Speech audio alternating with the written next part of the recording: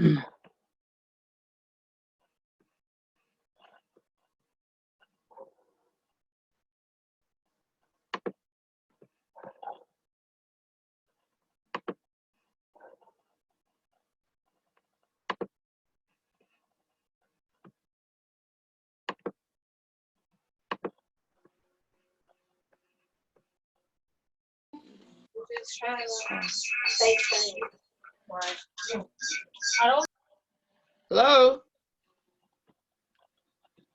Hello?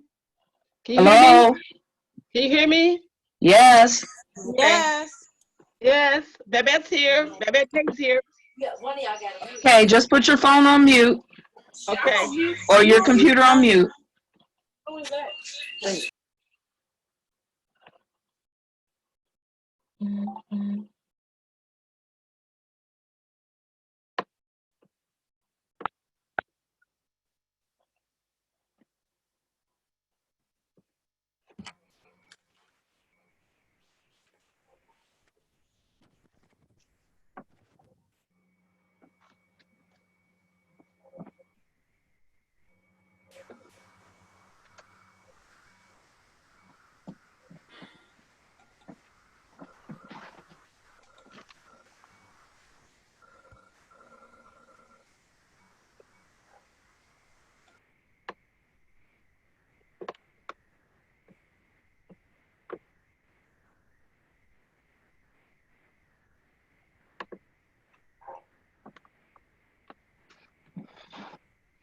Okay, we'll be getting started shortly. Got a few more people coming in. So in a few more minutes, we'll get started.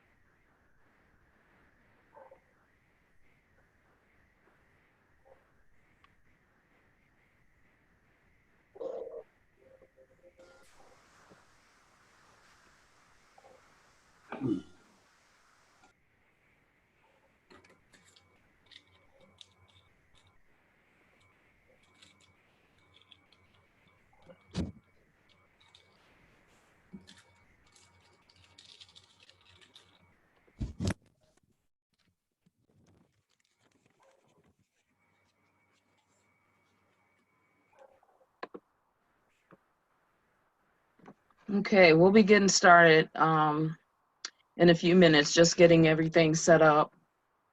There's a lot of files and things that we'll be going through. Make sure you have a pad of paper if you want to take some quick notes. Also, you should be able to see a chat box on your screen if you want to ask some questions. We'll take those at the end of the presentation. Hopefully we'll be able to navigate through it fairly quickly. And then after we're done, we'll go through there. Let's make sure you can hear me. Can you hear me now? I hear you. Okay, I just got a This is message. Joy Stewart. Okay, I just got Hi. a message in the chat that somebody couldn't hear me, so. Alrighty, so we have approximately 80-something people registered. So I'm gonna ask you to put your phone on mute so that I don't get any, or put your computer on mute so I don't get any background.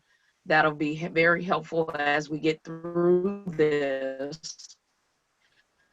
And then also, if you do have questions, I can answer you via chat. So we're going to take care of all our questions at the end so we can get through this. There's a lot of information that I have to share with you. And then we'll go from there. So Okay. First, just to share with you who I am. My name is Tamora Walsh-Hughes. I'm with the Greater Inglewood Community Development Corporation and also the Illinois Small Business Development Center Director in Inglewood. So we provide free coaching and advising through the small business development centers. We have several all across the state of Illinois, but this opportunity that we're sharing with you today is to kind of give you some more details. I believe there was a call this morning for the fast track and also for the Illinois Criminal Justice Information Authority. Also has a grant out there called R3. So both of those are now open and available. So what we'd like to do is kind of go a little bit more in detail. Sometimes you don't have that opportunity, and for people to explain to you how this works, even if after you do a webinar or session, you kind of still have to read through the information. So what we try to do is pull out some key points. It'll first help you to understand if you really qualify for these grants or not. And then it'll also help you to kind of prep on some of the things that you need. So we're gonna go through this, help you through this process so that you can see everything that's going on with these particular grants. There are two, and go from there. No, you still can't hear me? Okay, Tamara, Yeah. this is Ray. Hi. So sometimes I found when I go on Zoom that I need to go back to the sound on my computer because sometimes it just goes to nothing. You need to Okay. increase the sound level on your computer. So if you're not able to hear Tamara, go to sound on your computer and make sure that it's up and not at the low point. And Tamara, this is Steve Lawrence. Thanks for the invite.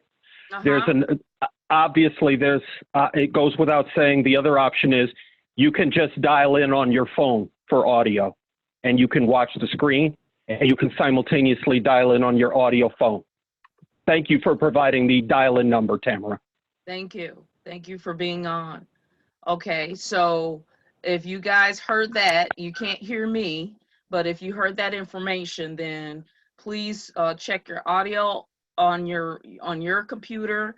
I have another computer running on my end, and I can hear myself, so I know that the audio is working. So double check, make sure that that's working, and as well as Steve has shared that if you can't hear from your computer, use the dial-in number that came with your invite so that you can join via telephone. Again, we're going to ask that everybody, if they can, put themselves on mute so that then there's not a lot of background noise and echoing and that kind of thing. It'll make for a more pleasant call. And then if you have questions, I'm going to ask that you actually put them in the chat or hold them to the end so that then you can ask them at the back end so that other people can hear, because you all might have the same question. So we're going to get started. I'm going to start with this presentation. It's kind of I did a PowerPoint so that we could kind of, as they say, zoom through so that then it won't take as long. But then also I'm going to go into the live website so I can show you how to get to the application, how to look at the information that they're requesting application. So again, my name is Tamara Hughes with the Greater Inglewood CDC in the Illinois Small Business Development Center. We are recording this. So if you have somebody you want to share with, or in case you need to go back, it is going to be recorded, and then we will share the recording with all that registered. Or if you would like the recording and did not register, then just send us an email at info@gecdc.org, and we will send you the recording via email.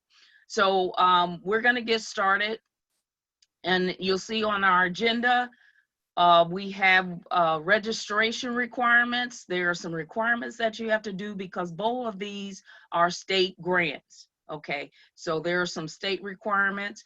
There's also we're going to review then the Fast Track Capital Grant. That's the one through Governor Pritzker's office. And then also we're going to review the R3 grant, which is through the Illinois Justice. And so we're going to go through both of those grants, and then we're going to take care of questions. Okay. So here's my information again. If you'd like to sign up for other workshops and things that we have available, you can go to www.gecdc.org to sign up for other workshops. We have some road to recovery workshops that are coming up next week. So you might want to learn more about how to reinvent or come up with new platforms for your business, as well as how to recover from the COVID-19. So there's a lot of things that we're sharing with you on today, and also we can share with you on our website. We have an events tab, and when you click on that we have offered. Again, we offer free coaching and advising services. So it's a great opportunity to be able to share this information with you. So we're going to try to get through. Must be a lot of people on the line just all over because my computer keeps saying internet connection is slow and that kind of thing. So if you kind of lose me or whatever, just stay on. I'll get back to you, but hopefully we will get through this smoothly. So the first thing is the registration requirements with the Illinois Department of Commerce and Economic Opportunity. That's the DCEO, Illinois Department of Commerce and Economic Opportunity. There are requirements in order to get the funding from the state, okay? And here is the step. Now, there is a detail of how to get these, but if you are already GATA pre-qualified, meaning that you're already GATA certified, and GATA means Grant Accountability Transparency Act. That's what it stands for. And if you are already have a GATA number or registered with the state with a GATA number, then you're good. You're good. You're ready to go to start applying. The reason we're saying this is because the grant, when you start filling out these grants, they're going to say, what is your GATA number? Or they will check the system. And if you don't show up in the system, it will throw you out of the grant running, the proposal running. So you got to have the GATA. Okay, so here's just the steps. I'm not going through detail because we actually have a video recording on our events tab on our website where I've done a whole video on how to do the registration. The first step is make sure you have your FEIN number, your Federal Employee Identification Number. That is free. Then making sure that you are a legalized registered business with the state of Illinois. That's through Jesse White office, through the Secretary of State. There is a cost for that. Also, then step 3 is then registering with the Illinois Department of Revenue. That's free. Then getting your DUNS number. That's free, step 4. And again, all of these not necessarily in that order. Some of them will require definitely that you're registered with the state first, but then you can get all the other things. The EIN number, you can register for that too. Everything that we're talking about, you can actually go online to do. Okay, so then get your DUNS and then you register for the SAMs. That's that GATA. That's the SAMs through the federal government. You will have to register for that. That's free. And then the last step is the GATA. And the reason why it's the last step is because when you fill out the application, they will ask for the DUNS number. They will ask for your SAMS number so that you can put it in the application. So you need to make sure that you have all of this information prior to doing that, okay? So you want to make sure that all of that's ready to go. Again, it is free so that then you'll be able to process everything. The recording, you'll see the link down there, but if you actually go to our website or either go to the Illinois Small Business, so it's ilsbdc.ecenterdirect.com events, and then it's 3176, and this thing is hiding here, 5.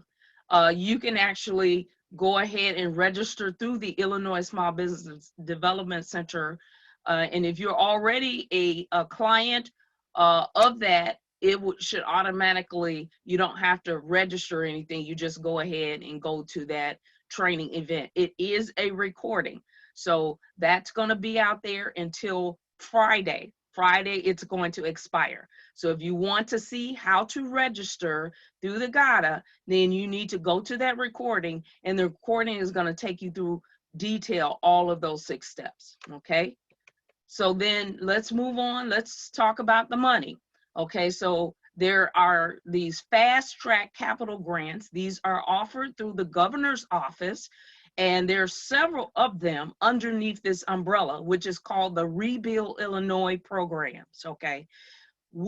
So there is fast track public infrastructure. There is public infrastructure. So that's the Rebuild Illinois public infrastructure. There's the regional economic development, and then there's the shovel ready shovel ready grant. I put asterisks next to the 2 because probably most of the ones that you will be on that might be qualified for these are going to be the last 2.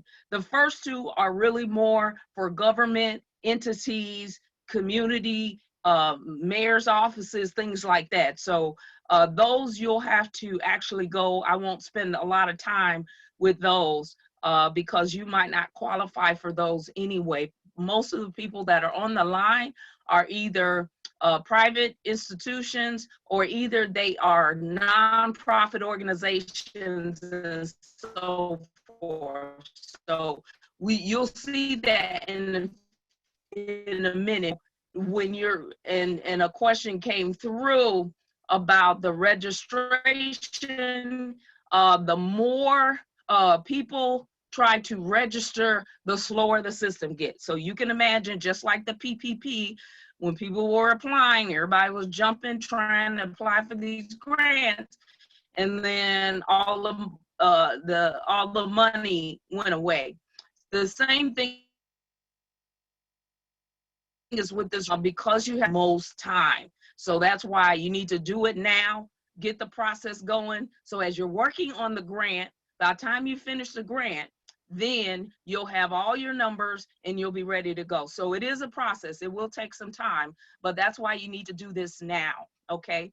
So let's look at the 2 that we're going to really focus on, which is the regional and the economic development grant and the shovel ready.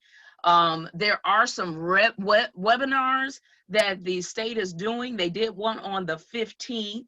And then they're doing another one tomorrow at 12:30. So you can actually get on this webinar to listen to these particular grant opportunities. The webinar is going to be offered through the state at 12:30. So you can get on there. Again, we are recording this so we can send you the entire recording of this PowerPoint, so that then you'll have it for reference. As soon as we get off the call, it usually takes another hour or so for it to download. Once it's downloaded, then you'll get a copy of it, okay? If you do have problems with the webinar, can't get on, that kind of thing, that is the email address that you'll see there on the screen, so that you're able to actually try to send an email if you can't not get on that webinar. Both of these are offered through WebEx. That's what platform they use. So you'll be able to actually go through that, okay? If you need to get on the webinar, the official webinar. So let's look at Rebuild Illinois programs. Remember, this is where the dollars are coming from, out of the Rebuild Illinois programs through the Illinois Department of Commerce and Economic Opportunity. So there is the link, the hyperlink that the bit.ly link they provided. So if you want to apply the link, the https bit.ly and /3CGMTHV. So now if you're on the phone and you can't see it, again, it's https:// bit.ly bit.ly/3C, capital G, M, lowercase t, H, and lowercase v. Okay, so that's where you can apply for it. When you click on that link, it takes you to the Illinois Department of Commerce and Economic Opportunity website. Okay, so if you can't find it, just go to the Illinois Department of Commerce and Economic Opportunity website, and it will take you to all of the grants and things that they are offering right now. So just make sure that if you can't, kind of click in, you can't hear or anything like that, then make sure you go to the Illinois Department of Commerce and Economic Opportunity. Okay, it's saying my service is a little bit slow, not sure why. Glad we're recording this. So you might be having a challenge. It may be going a little slow for you. It keeps saying that my internet or something is slow. Again, a lot of people are using Zoom right at this hour. Sometimes these things slow up. So just hang in there with me, and hopefully we'll be able to get through this, okay? So the Rebuild Illinois programs, there are 4, as I had stated. The first one, one of them is the Fast Track Public Infrastructure. So again, that we're not going to go in detail with that one because most of the eligible applicants are either counties or townships or school districts and so forth. So they can apply for those. Then there's the Rebuild Infrastructure one. That's also for local governments that can apply for that. So those particular ones might not necessarily fall within your wheelhouse. So we're not going to go in detail, but you can always go to the website if you need to be able to see more detail, or if you know someone that falls within these. But most of your government entities, your townships and all, they already know about this. So they've already probably applied because the application opened today. Okay. It is a first come, first serve, first qualify application for all of them. And they're going to take this until, take all of the applications till June 15th or when the money exhausts out. So whichever one goes, that's how it will work, okay? So now let's go to the next one. These are the 2 that I'm gonna talk about today, which is the Regional Economic Development one. Now that's money that has been allocated by the state. There's about $16,500,000 in this rebuild fund for this particular component. And the ceiling, grant ceiling is $2 million per project, okay? So it's $2 million per project. So we're gonna talk about that. The grants, if you have or you're requesting less than $250,000, you're not gonna get awarded. So that in itself lets you know how big this is, okay? Which means that your ideas and your projects need to be big, okay? That's what they're looking for. The objective then is for you to align with the governor's 5-year economic development. So if you don't know what that is, you need to go to the 5-year economic development that the governor put out there. I included the hyperlink there, or you can just do a Google and just say Illinois Government 5-Year Economic Development Plan, and the website will come up, okay? You need to align with what they're trying to do. And so if you are aligning, then that's what this grant does. It then strengthens the local economy and is encouraging projects that strengthen the local economy within a region, okay, and within regional clusters, so that we can be able to do that. Definitely, if you go on the website will cover the other 2 governmental ones. So if you go to the website, you'll be able to see that. Also, do a Google if you need to find where the 5-year economic development plan is, just type in Illinois 5-year economic development plan, and the website for that will pop up. So then you can see what they're trying to do within that plan to see if your project aligns with the plan, okay? So let's go to the next. So for this particular one, okay, that we're talking about, the regional grant, the eligible applicants are then the general local government people that are recognized by the Illinois Constitution, so they can apply for this too. Your cities, your townships, they can apply for this grant as well. Also, local economic development organizations. So anything, any CDCs or community development organizations, any organization where you have been categorized as an economic development organization can apply. Any local nonprofits, okay, so nonprofits can apply as well, as long as you can operate on a sufficient scale. Again, if you're requesting under the 250,000, they're going to kick you out anyway. They want big projects, big ideas, and that you have the capacity to be able to execute the program, okay? Then also private companies that demonstrate that they are coordinating, you know, and aligning with the project, and also can comply with all the requirements, okay?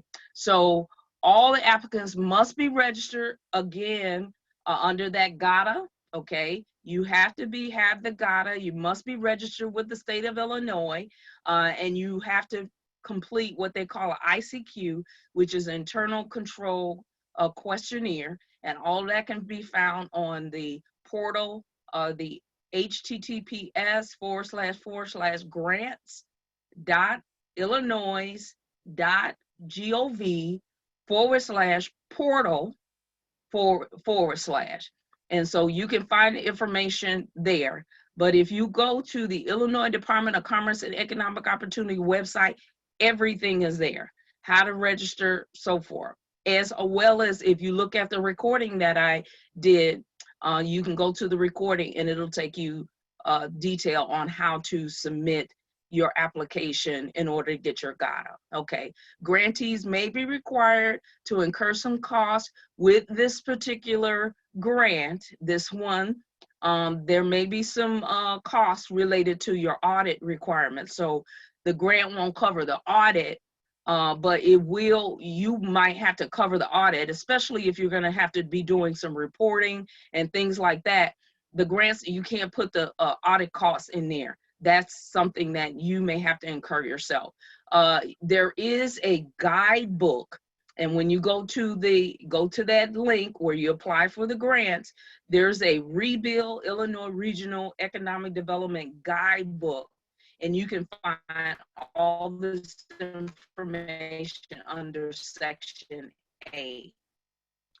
Then the cost sharing. So cost sharing, there is no match that's required, but you should try to leverage or match some other resources. You'll notice that when you're doing your scoring, when they're scoring, they give you some extra points in from another location, not a location, but other people or other sources.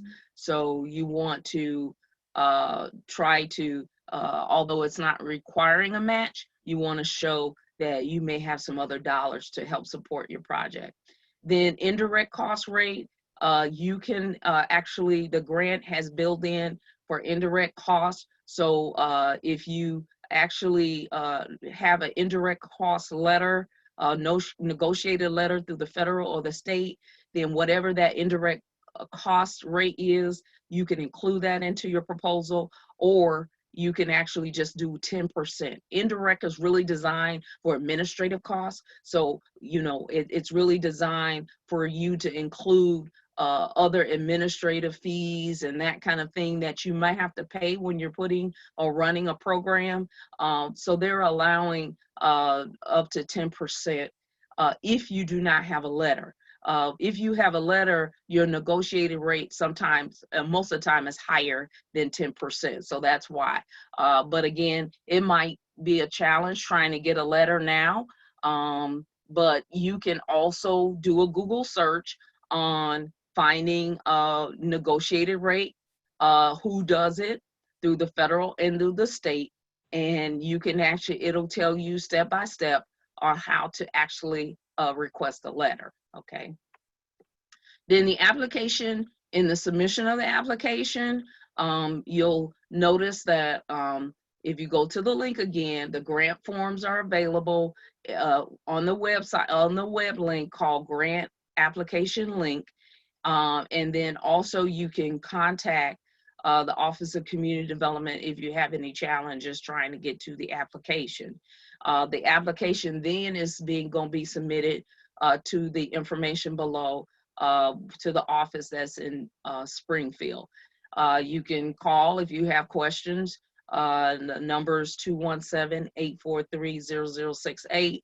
And also you can send an email to ceo.ocd@illinois.gov if you have more detailed questions.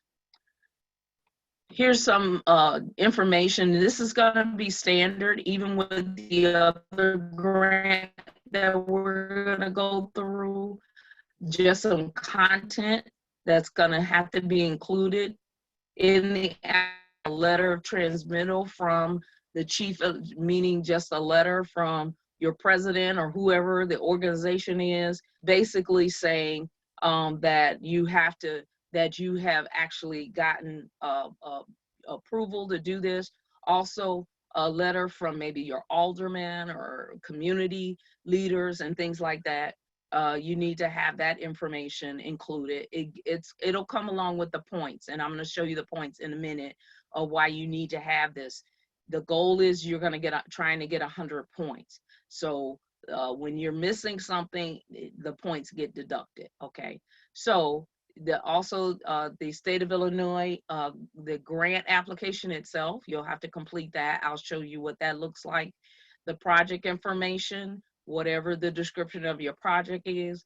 You've got a capital budget, meaning just your budget. How much is it going to cost to get your project done?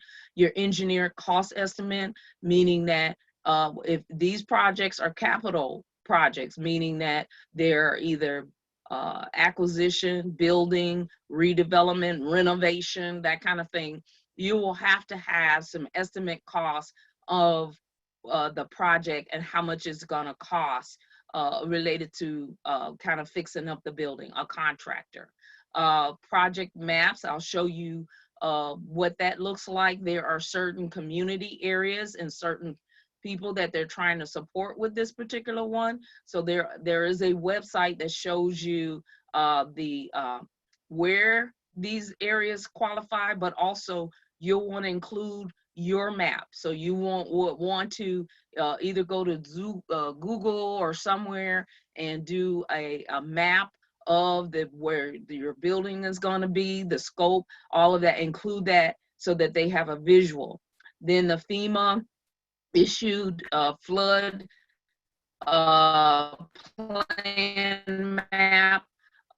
You can go there also, making sure that the area that you're trying to build upon or the thing that you want to do, it makes sure that there aren't any violations and things of that sort that will hold up this project. These are fast track. These are projects that they actually want to get going, and they need to be able to not have things that are holding them up for years. They want this to happen and these projects to get going to rebuild Illinois, but also to bring jobs back into the community. Also, you will need a project summary. You'll need a project readiness summary, meaning are you ready right now? So you'll need to have a summary stating how you're ready to do this right now, that you have the capacity. Also, job creation documentation, how many jobs you will be able to generate through this activity, so forth. They're looking for that.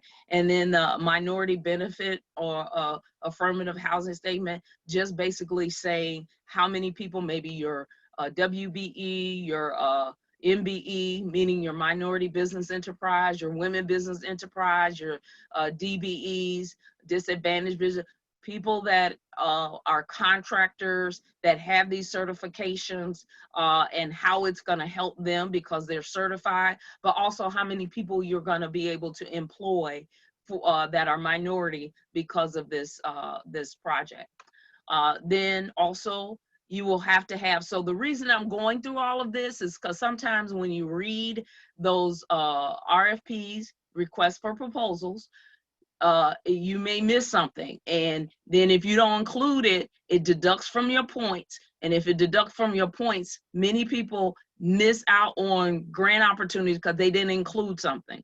So the whole purpose of this presentation is to tell you exactly what you need. And if you don't have it and you want to apply, you got to go find it. You're going to have to go get it. So you need signed letters of support.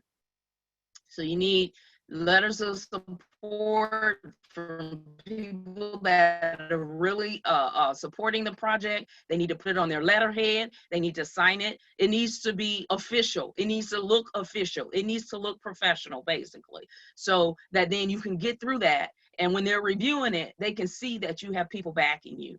Council commitment of funds, that's only if you're using local funds, so you might not need that. That's usually for those other two, the public entities, if you're a city hall or something like that, or a city or a village.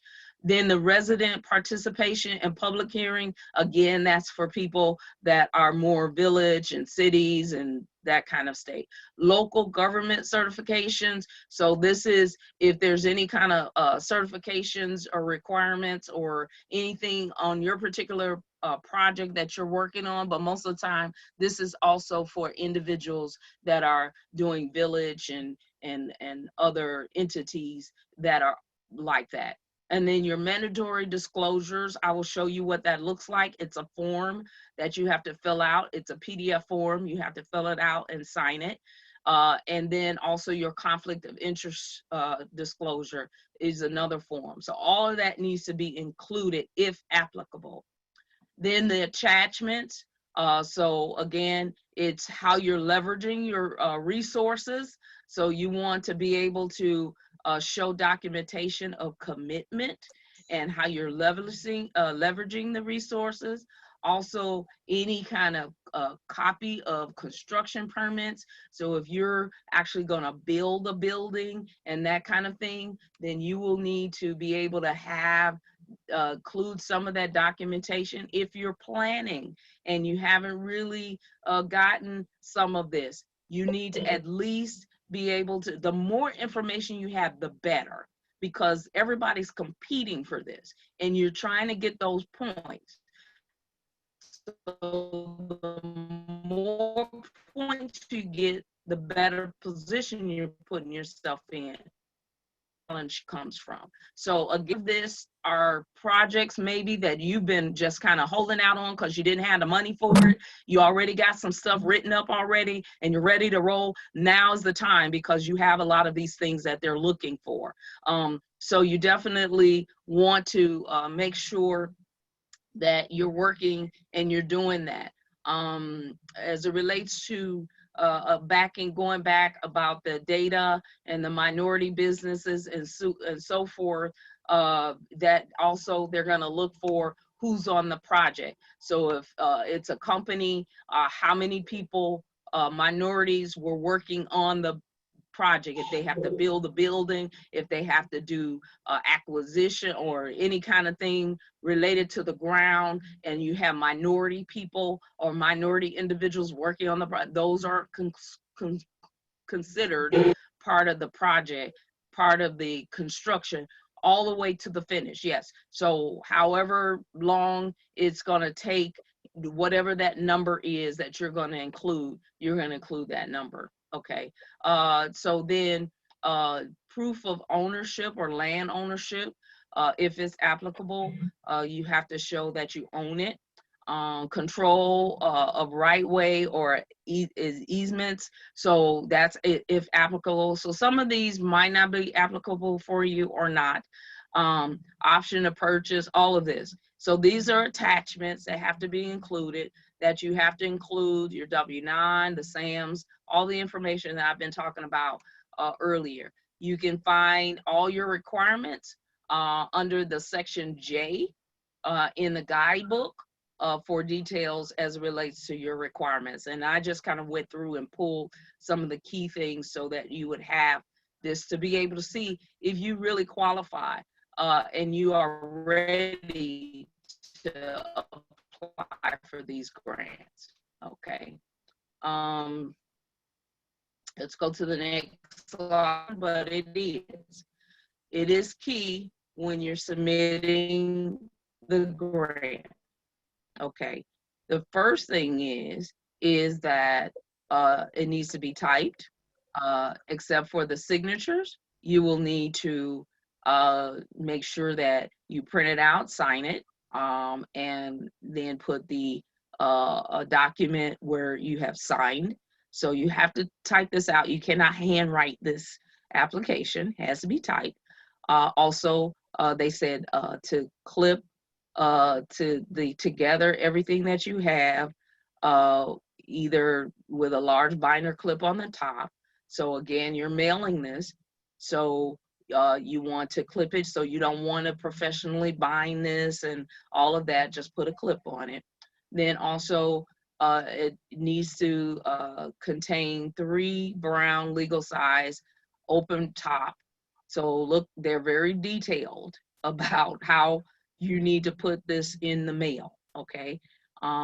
So, and it says 3 because you're gonna do an original and then you're gonna do 2 copies. And then I would suggest you keep a copy for yourself, okay? You need to put it on a 2x4 white label, okay, and place it at the top hand corner of the folder, okay?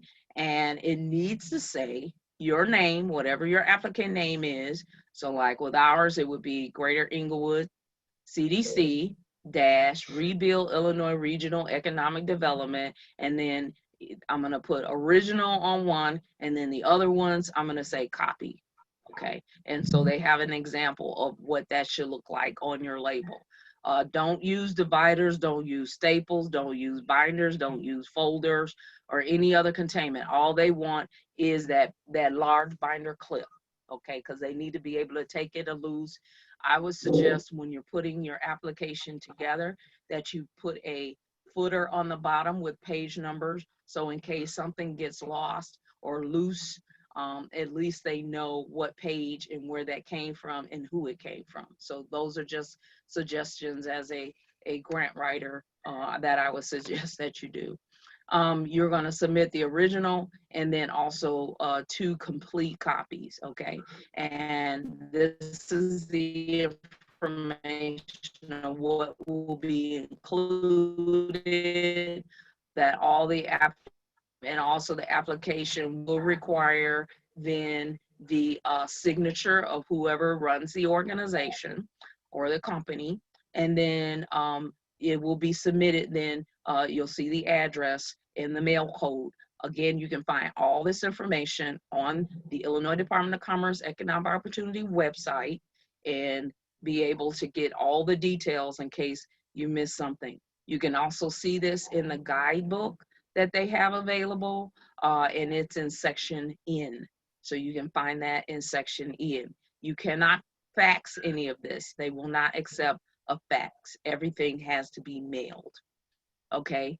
You will need that DUNS number, as we talked about, and you'll need the SAMS number. So you'll need all of that upon submission, okay? So you need all of that, and you will have to then, once you apply, you will continue until that June date or when the money has been exhausted. And you can see that in the guidebook under section M. Here's the most important thing that I want to share with you, because the whole goal is to get as many points as you can. You want to start out with 100, so you want to try to end with 100, but you want to make sure you get as many points as you can, and this is the criteria.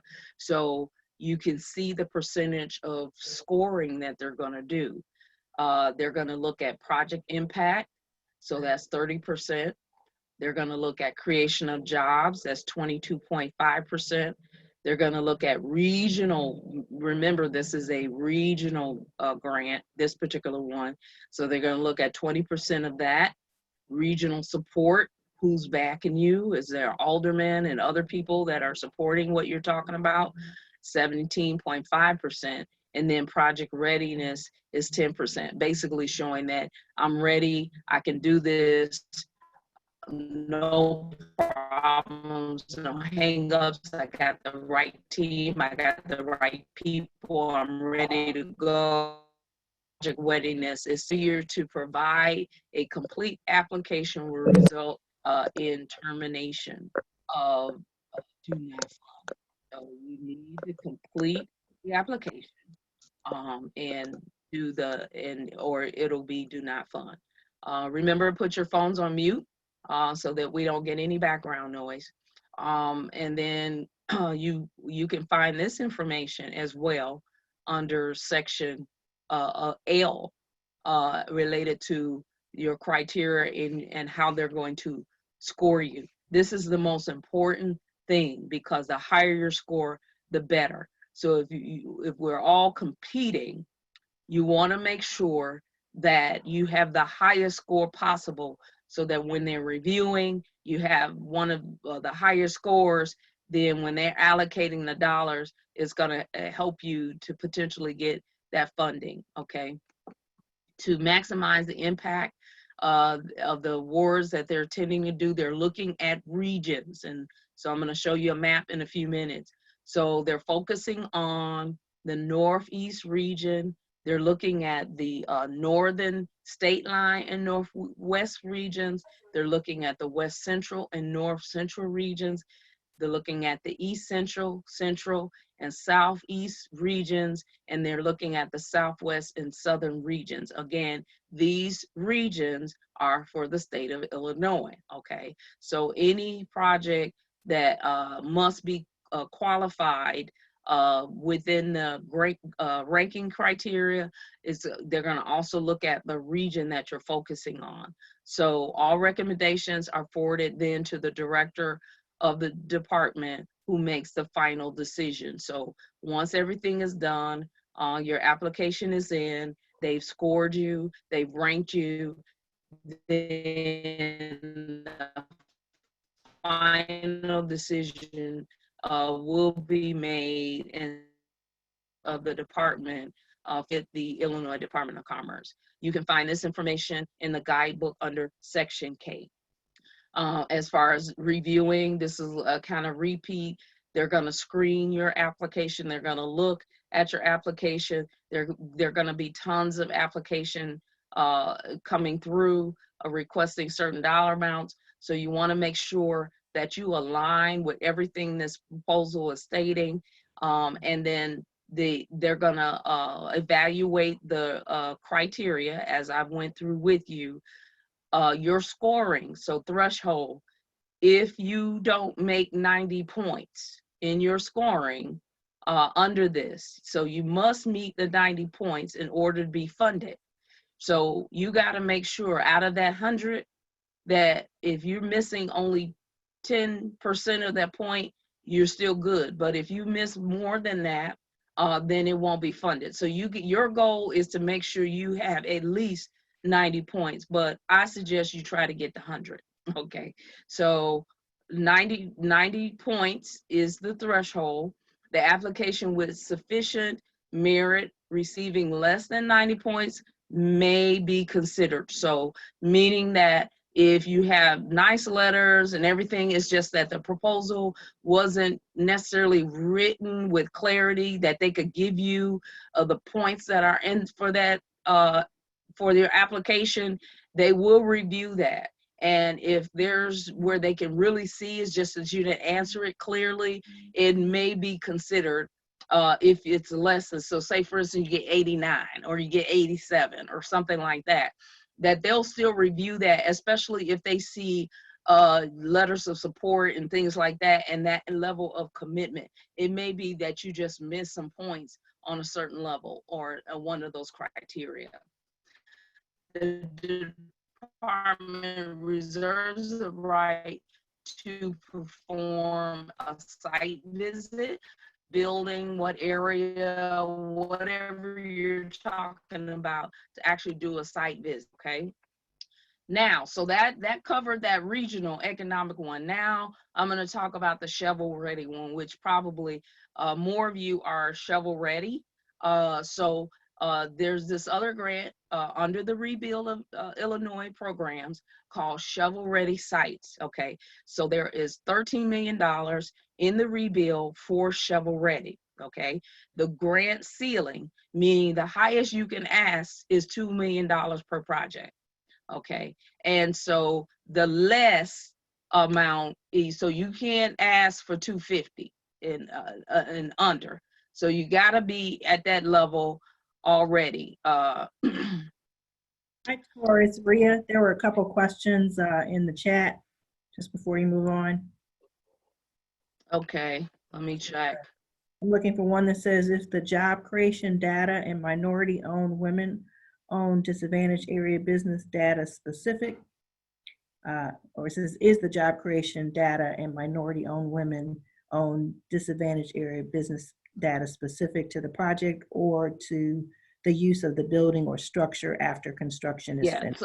So it's actually both. So it's specific to the project related to the construction and how many people will actually be working on the project, but also they want to know how many people are going to have the job after the project. So are there going to be, your project that you're talking about, are there going to be jobs afterwards related to that project? Okay, so it is specific, and you can outline it in the proposal that states construction minority and how many people, and there's a form that you can fill out.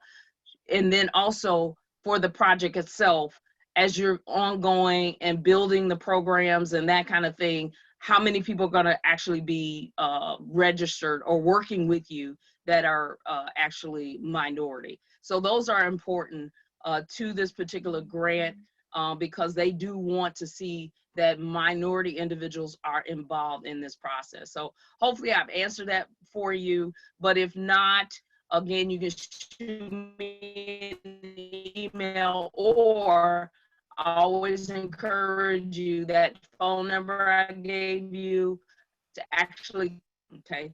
All right, Another quick one, it says, is there a proposal template we should provide when applying for the government 5-year economic development plan? well, the guidelines that I just went, the criteria, actually, when you go online, I'm going to actually show you. So if you actually go to that link that's on this page, the bit.ly link, when you click on that, it's going to take you to the actual proposal link with a form that you have to fill out. So there's a intro form where you type your name and address and all of that.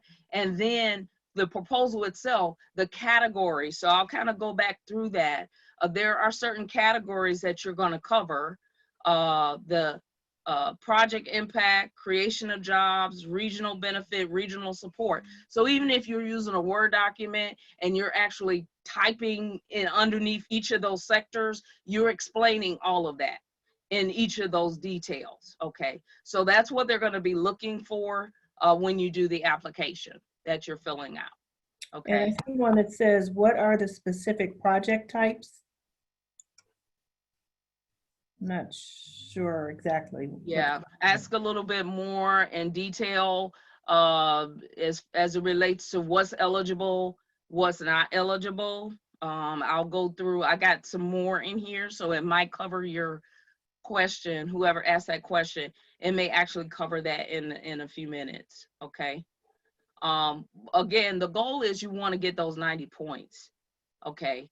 And you want to make sure that you're doing that. And the same thing is shovel ready is the same thing, is that you're trying to get the 90 points. So with shovel ready, it's the redevelopment of any infill location. So that could be a vacant lot or vacant building, parking lots, empty schools, anything that's considered underused sites for new amenities in businesses near existing neighborhoods. Okay, so they're trying to revive communities that have just kind of considered blight. Okay, so they're looking for opportunities where you can revive the community and revive these projects are to revive the community and get people back to work. Okay, so key thing is revive the community, but the other key thing is who's going to be able to work afterwards. How is this process going to help to hire new people and get people back on their feet? So this is what this funding is looking to do, so that then the end result, when you're doing your goals and your objectives, is to say after a year, after 2 years, 80 people were hired through this program because we're able to do this. One, we're able to do construction, but then also we're able to hire people. People are now back to working. So they're looking for opportunities that will be able to revive the community, but then also be able to put people back to work. Okay.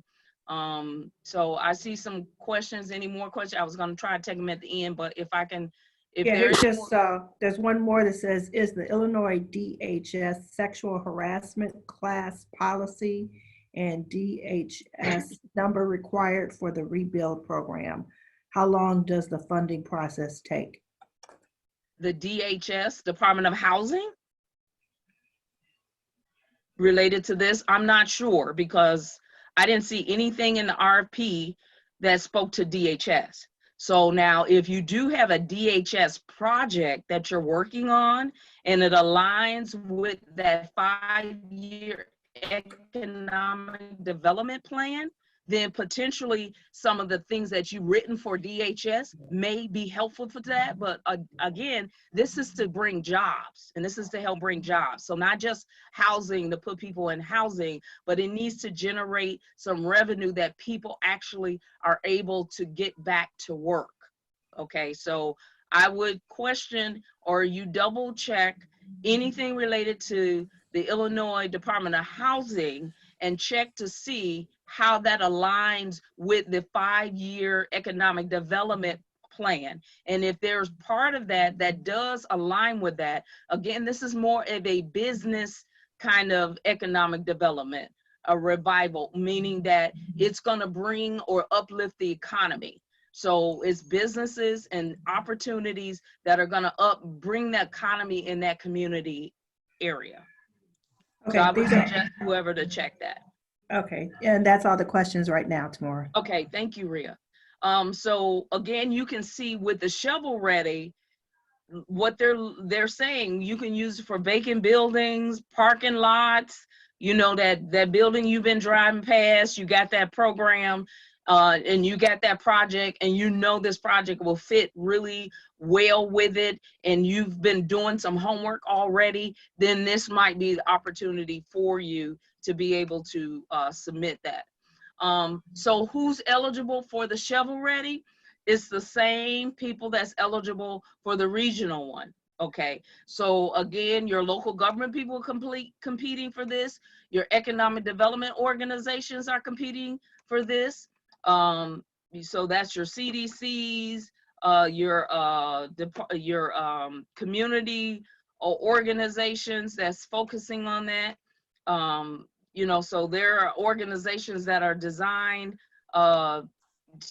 to work with the community. So these people are competing for these dollars, as well as nonprofits. So if you're a nonprofit and you're able to support the project activities on a significant scale, which means that it needs to be more than that 250,000, it needs to be higher than that, then you are eligible, and then any kind of private companies. Okay, so again, you have to do the same thing, be registered with AGATA and have all of that prior to the application submission. So that's why it's a key that you need to have that, because you need to have that number, the AGATA number. So you need to be able to do all of that, and you want to do that prior to your submission, because when they go get your name, the first thing they're going to do is look up your name and see if you're in the Illinois Department of Commerce and Economic Opportunity AGATA. And if they don't find your name, they may not read the application. So you need to make sure that you're registered, okay, so that you show up in the registry. So the eligible use. So this is where the shovel ready, in case you had a question, about shovel ready and who's eligible to be able to do this. This is a capital infrastructure. So this is not so you can buy a computer, okay? It's capital infrastructure. So it's infrastructure that's designed, it's related to a building or the development around the community.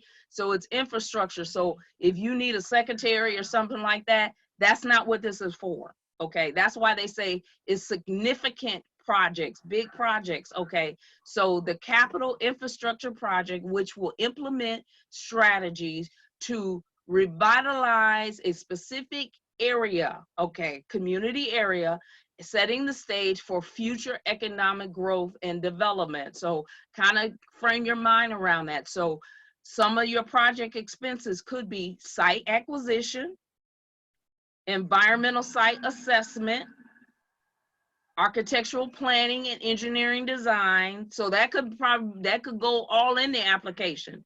You need the site, you need to buy the site, either the land or the building.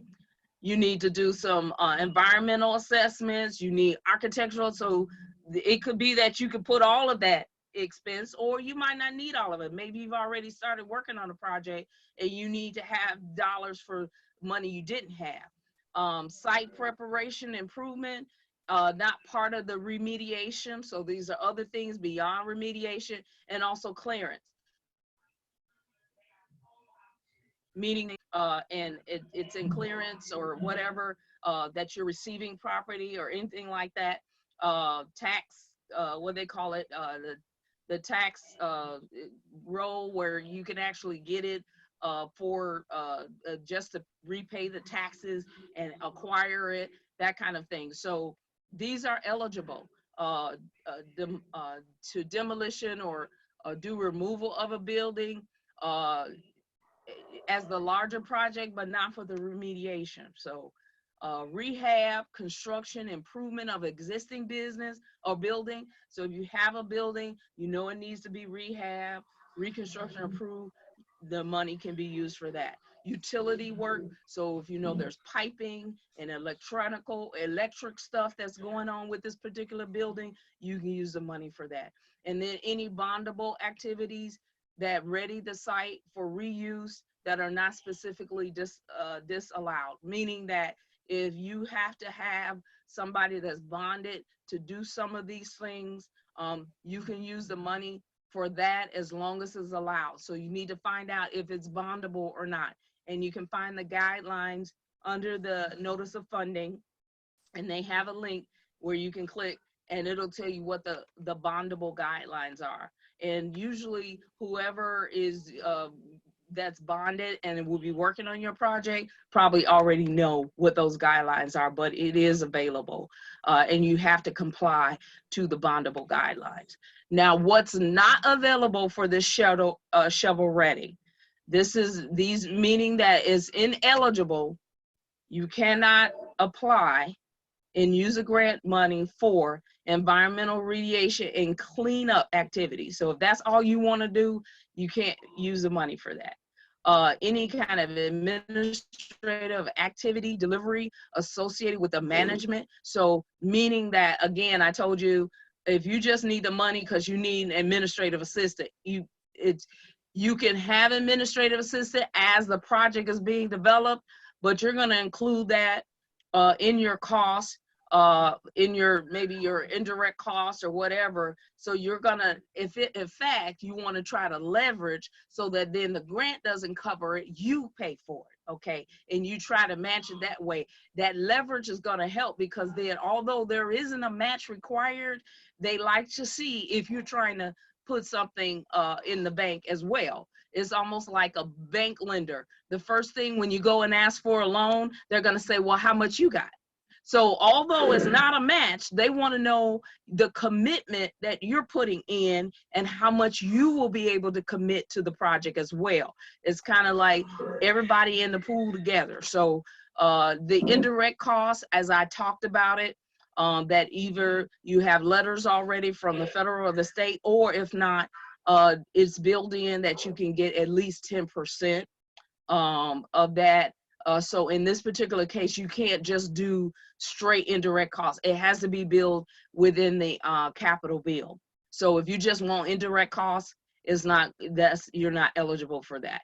Planning only projects, so anything where you're just planning and that's it, and you're not gonna build nothing, you're not gonna get anything started or anything like that, you're not eligible. It needs to be something that if you're planning, is not planning only, is planning and execution, okay? And there needs to be a date on that of when whatever you plan is gonna get started, okay? Demolition projects, not eligible. So you can't just go and tear anything down and just leave an empty lot.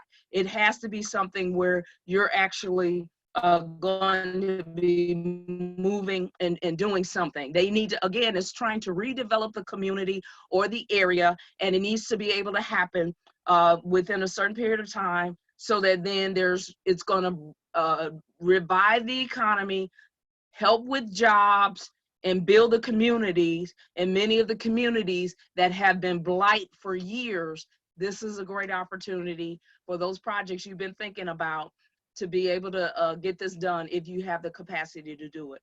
Construction of buildings or portions of it, used predominantly for general conduct, such as, it's not eligible for that. So it's not eligible for city halls and courthouses because they have their own funding. Those first two, they have their own funding and what they're eligible for. So in this shovel ready, it's not for that.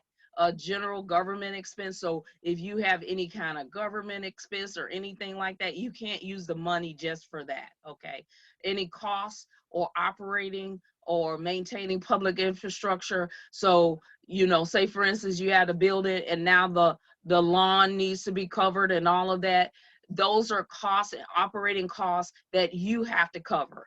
So if you need light bulbs, the grant not covering the light bulbs, okay, and replacing the light bulbs, you have to cover that cost. So you would not even put that in your proposal because it's gonna immediately, when they look at that, they're gonna say ineligible activity and they may just throw it on out. So don't put anything that's not eligible in your proposal. You wanna make sure that you don't have anything from this list in your proposal, because they may read it and everything else might sound great, but some of these things might not be eligible. You do not want to include it in your proposal. Just a key thing always.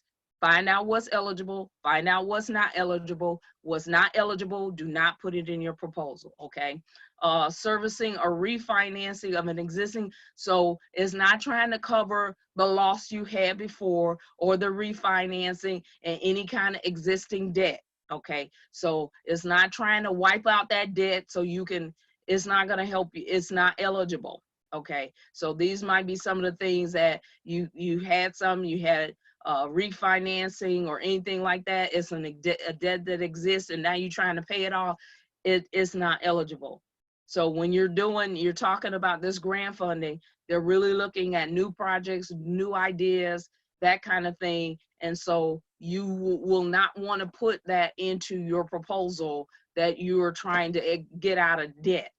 That's not the goal for this particular application. Okay. Also other ineligible costs. So there's a lot of activities that are ineligible. Operational expenses, again, that's why I was saying, if you're trying to buy a computer, some chairs, some tables and all that, that you have to pay for that. That's considered operational costs, okay?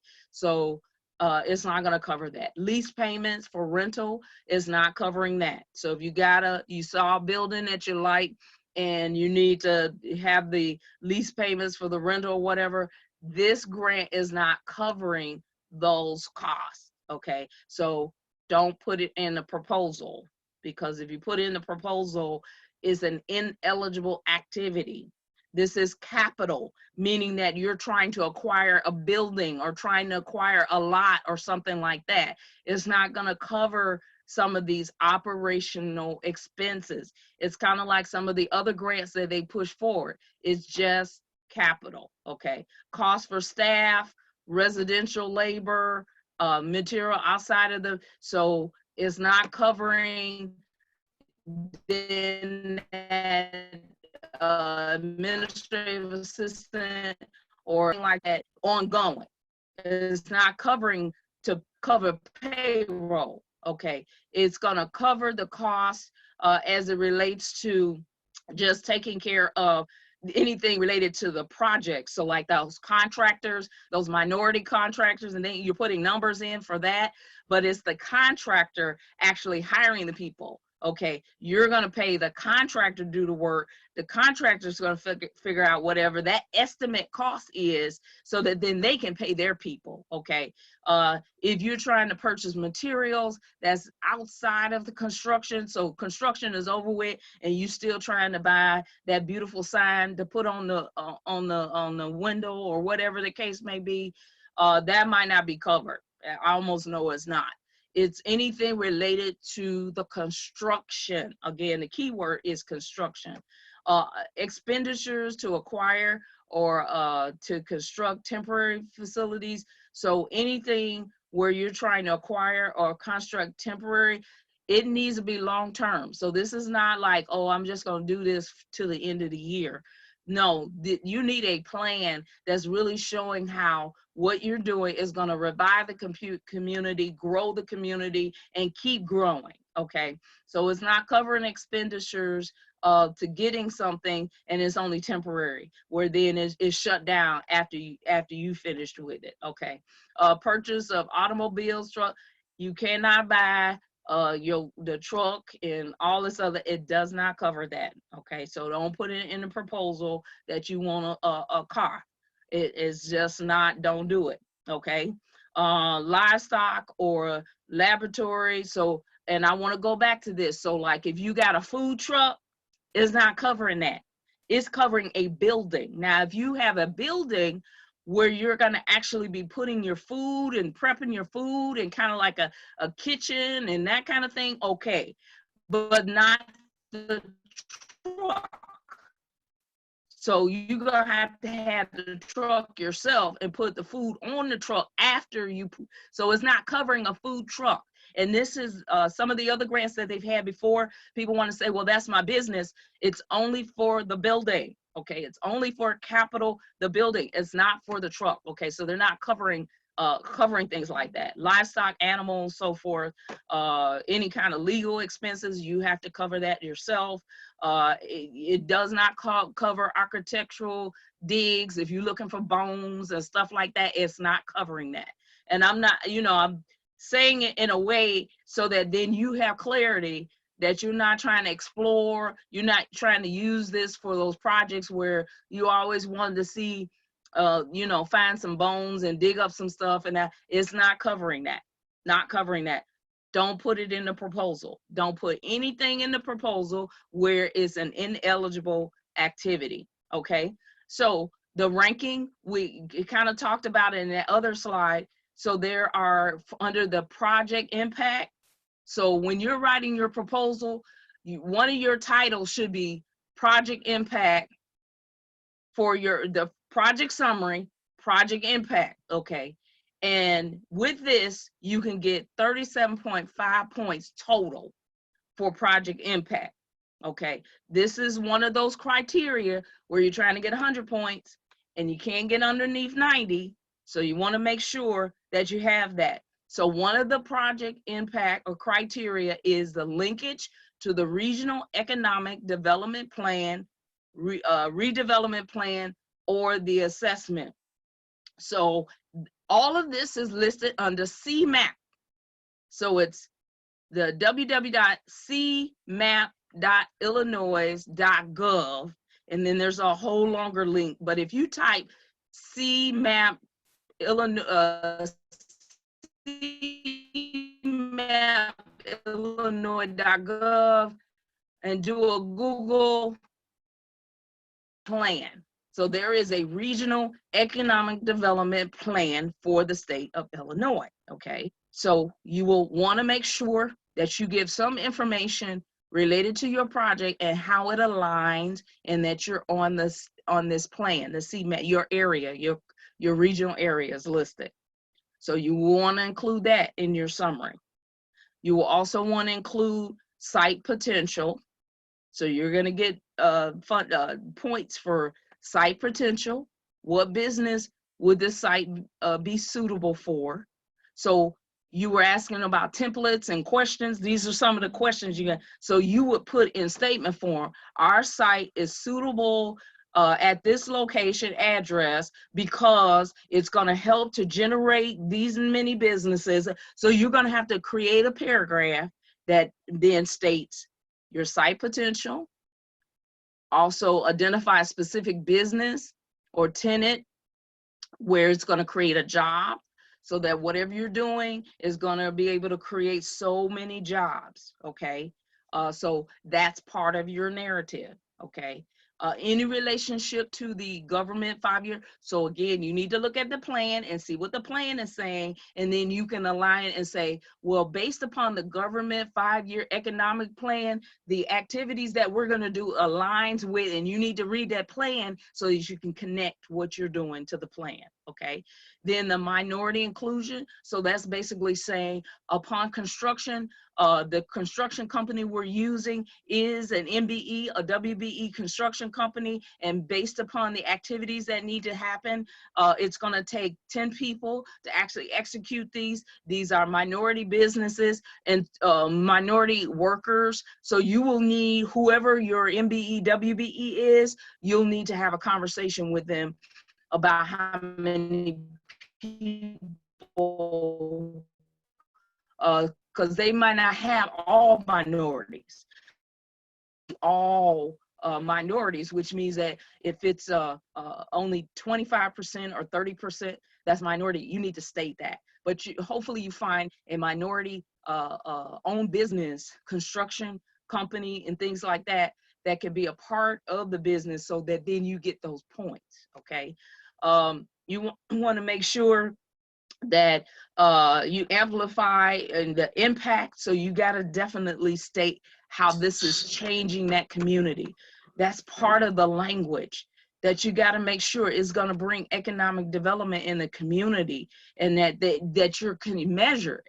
So there should be some measurable goals that you can be able to show that this is where we're at right now, but within a year, 2 years, or whatever, we're going to be at this percentage. So you need to, they're looking for that type of language. Location on an established, so if there's an already established footprints, for instance, I'll use 63rd and Halsted. It's an established footprint already. They got a Whole Foods and all this, but there's still area around it that needs to be developed. So if they know there's some activity going on where what you're talking about, and you start developing around it, it gives more positive insight, because if people are already going and active in certain footprints in certain areas, then that means when you build it, it's going to bring more people. Okay, and then the utilization of sustainable energy practices. So whatever you're building, if you can bring in any kind of a sustainable energy practices, that will be like, it could be that you're going to put those things on your roof or anything like that. Yes. Okay. Then creation of jobs. So again, there's 15 points for this. So a total of 15 points for creation of jobs. So you got your construction phase of the job. So your statement is going to indicate that during the construction phase, there will be a total of, and now you can see the points. So if you have 50 people, and you can be able to make that statement in your proposal, then you'll get 8 points. Okay, if you have 101 people that are minority or in this construction phase, or the phase that you're putting together, 101, and then 50 of them are minority, then you'll get those points. So they're wanting to see how many people are going to get jobs when you start doing your project. Then there's 20 points for community benefit, a total of 20. So there's certain areas that they're looking for. They're looking for the inclusion of the Department of Commerce underserved area. That's 5 points. So you can actually, again, do a Google search on DCO underserved area, and it'll actually bring up, that's how I got that link. It'll bring that link up for you. Opportunity zone. So if you want to know if you are in an opportunity zone, that's 2.5 points.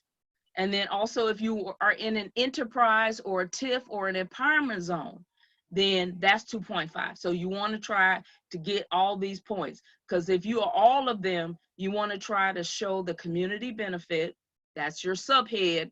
And underneath that is language about all of that. So that might be you including the maps, opportunity zone map, the TIF maps, pulling all that information in to prove so that you can get all those points. Also underneath the 20 points, you want to include the IDES, okay, for unemployment. So you want to be able to talk about the current community unemployment. Google search on current community unemployment rate from the IDS. So if you go to IDES, it will be able to show you based upon your zip code or the area you're going to be doing your project, how the unemployment rate is. And at this point, there's probably going to be high points for this, especially if you're 2.5 or more within the state as far as unemployment is concerned. It's based upon where you're at. But you can find that information underneath www.2.illinois.gov so that you can get more detailed information related to unemployment statistics. Okay, I pull up the map. So this is what I got when I went to IDES, and there's a map.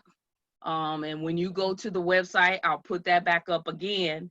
So when you go to www.2.illinois.gov/area_unemployment_statistics.aspx. And I know some of you might be on the phone, so you can't see this, but there is a link. That's why I encourage you just to do a Google search on www.2.illinois.gov, IDES, and then it will give you, it'll take you there and you'll find this map. Okay, and so this map is the map that they're looking at. This is where you can get the numbers. You might not be able to see it on the screen. You might be able to blow your screen up a little bit, but you'll know Chicago way up there in the corner. So that's it looks like a bit of Wisconsin.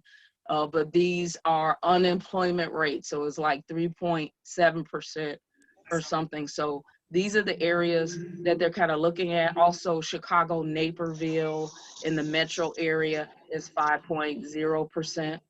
Okay, so there's certain areas on this map that they're focusing on. Okay, so there's certain unemployment rate numbers that they're focusing on in the state of Illinois. Okay, unemployment rates. Right now, they're saying Illinois seasonally has been adjusted to 4.6, and non-seasonally is like 4.4. Okay, so this is some research you got to do in order to figure out how to put this in your proposal. And you could put then this map in your proposal and highlight then the area that you're in. But you could use those numbers because you're getting points for the numbers that you're putting in. Then the community support, in what ways will the community support this project? So now this is conversation. This is where you would get letters of support and that kind of thing. Letters of support from your community. So what does that mean? You're getting 17.5% if you can demonstrate your support from local governments, elected officials, you know, your stakeholders. Okay, the total point is 17. You're getting 2.5 just for that, for the letters of support. Okay, so then you got letters of support 0.5 for each, and the maximum of that 2.5, which I just stated. So you need letters of support from any of these entities, okay? And you want to be able to show if they are either matching or leveraging. You need to have that kind of letter in there showing that you have community support, okay? Then also letters to public funds, things like that. So for example, USDA and people like that, endowments, also other nonprofit. If you're not a nonprofit, you're a business, but you have nonprofit support and people like that to try to get letters of support. I would suggest that if you do are a business and you're trying to get nonprofit support, you need to be able to present to them, that nonprofit, the benefit of what you're doing and how it benefits the nonprofit in the effort that they're doing, and have that conversation, because many times nonprofits won't just write you a letter just because. You have to actually kind of plead your case just like you would do in this proposal. So be ready for that, be prepared for that, to have that conversation before you can get that letter. Then project readiness. So each applicant, you'll have to demonstrate what you propose, that it's appropriate, that it aligns with that 5-year plan, that you're connected in some kind of way, and that you're ready. Okay, so you got to be able to show that. So you start out with 10 points. That's what they're telling you. You start out with 10 points. But as you go through showing project readiness, you want to try to hold on to those 10 points. So you need to have a current copy or something dated within the last 5 years. So if you've been kind of holding out on a project, you've been trying to get it done, but couldn't get it done, but you have something that shows construction permit. Again, this is the shovel ready. So this is something you want to kind of do right now. Having a permit or having some kind of construction permit to continue your work. Maybe you started already and you've had it and it's dated within the last 5 years, then you're pretty much, you're good to go, at least from this standpoint, because it's considered current, okay? So you must complete that, and it should be completed in what they're stating is prior to meaning that you just can't get the letter. This should have been something you were already working on as far as construction permit and that kind of thing. So, and that should be actually in your letter with whoever you were working on construction. So you can get points for that. Also the proof of ownership or the lease. So you get points for that. So if you don't own it, if you have a copy of option to purchase, or either the lease or the something, it has to be included in your application, okay?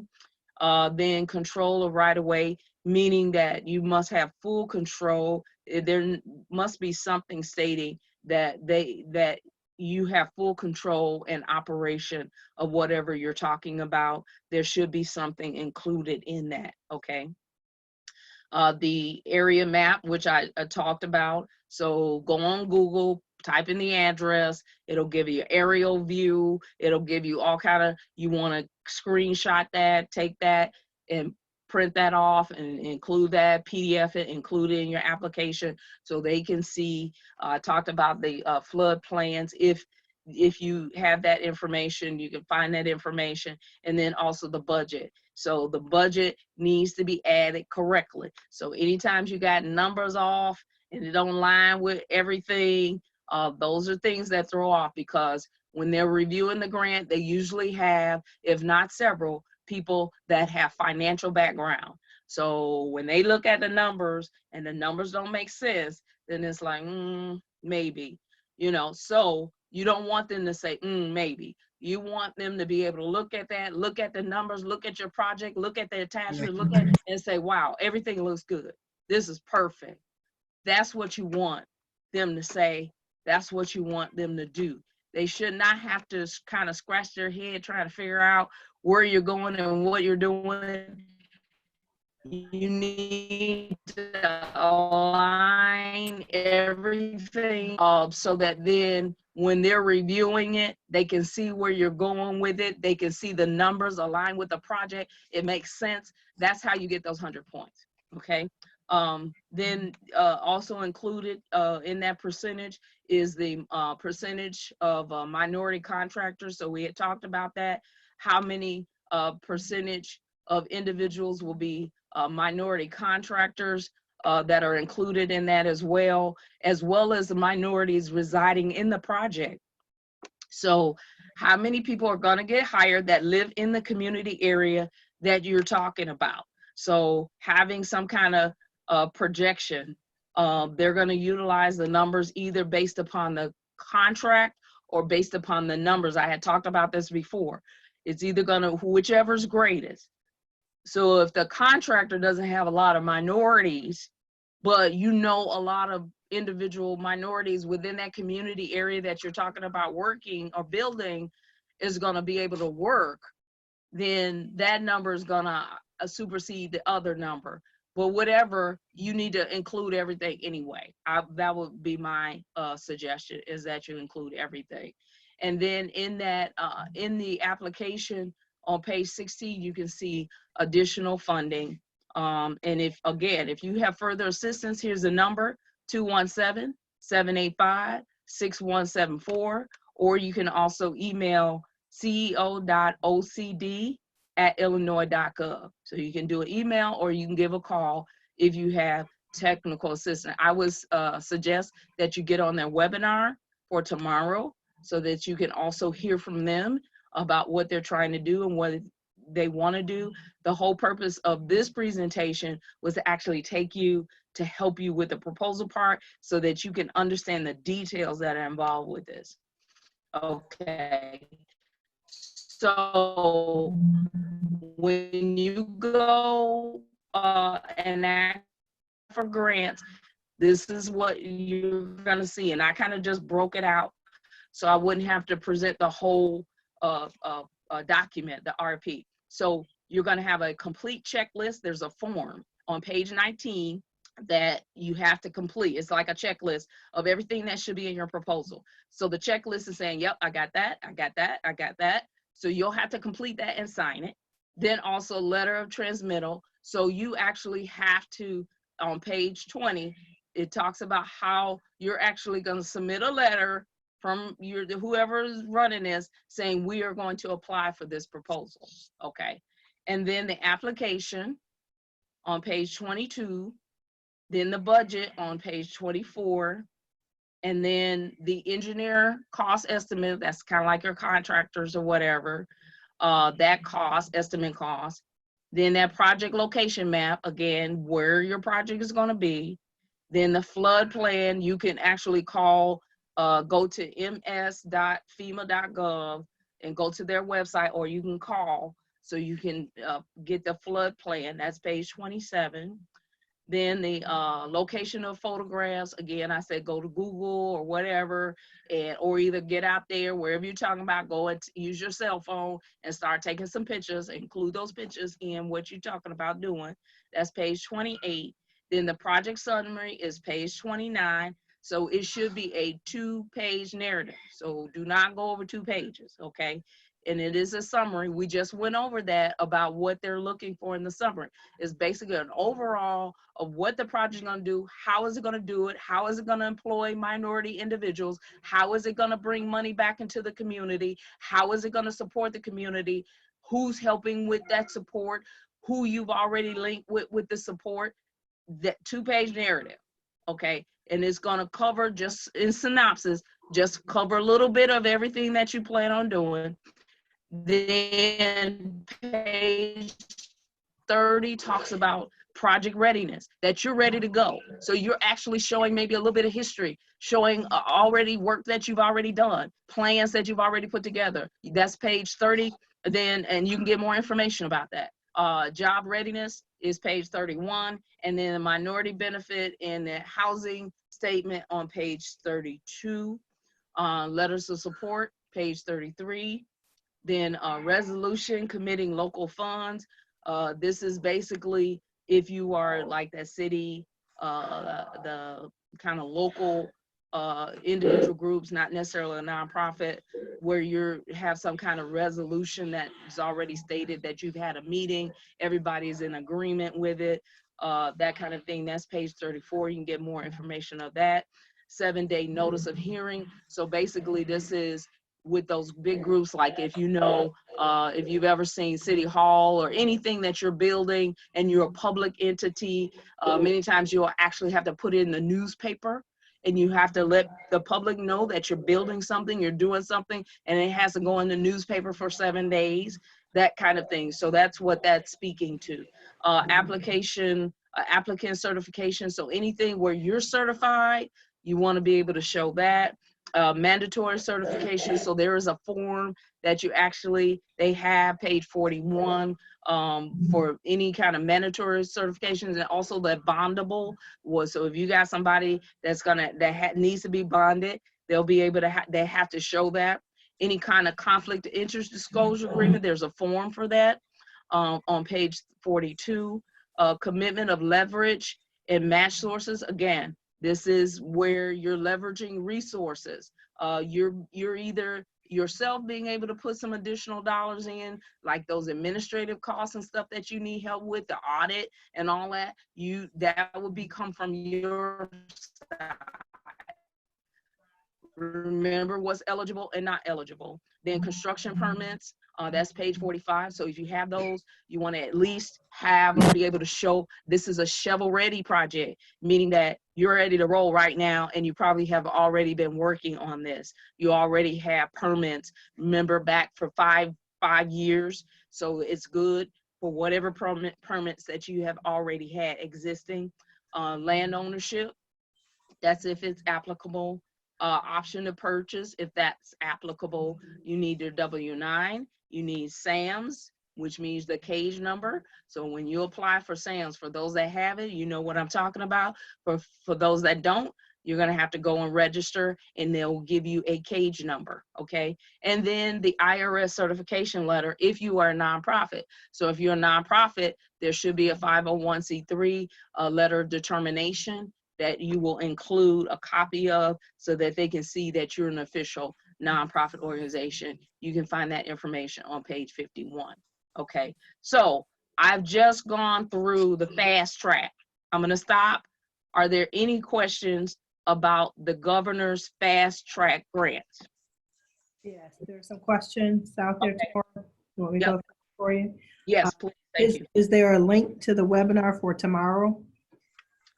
Yes, let me scroll back through.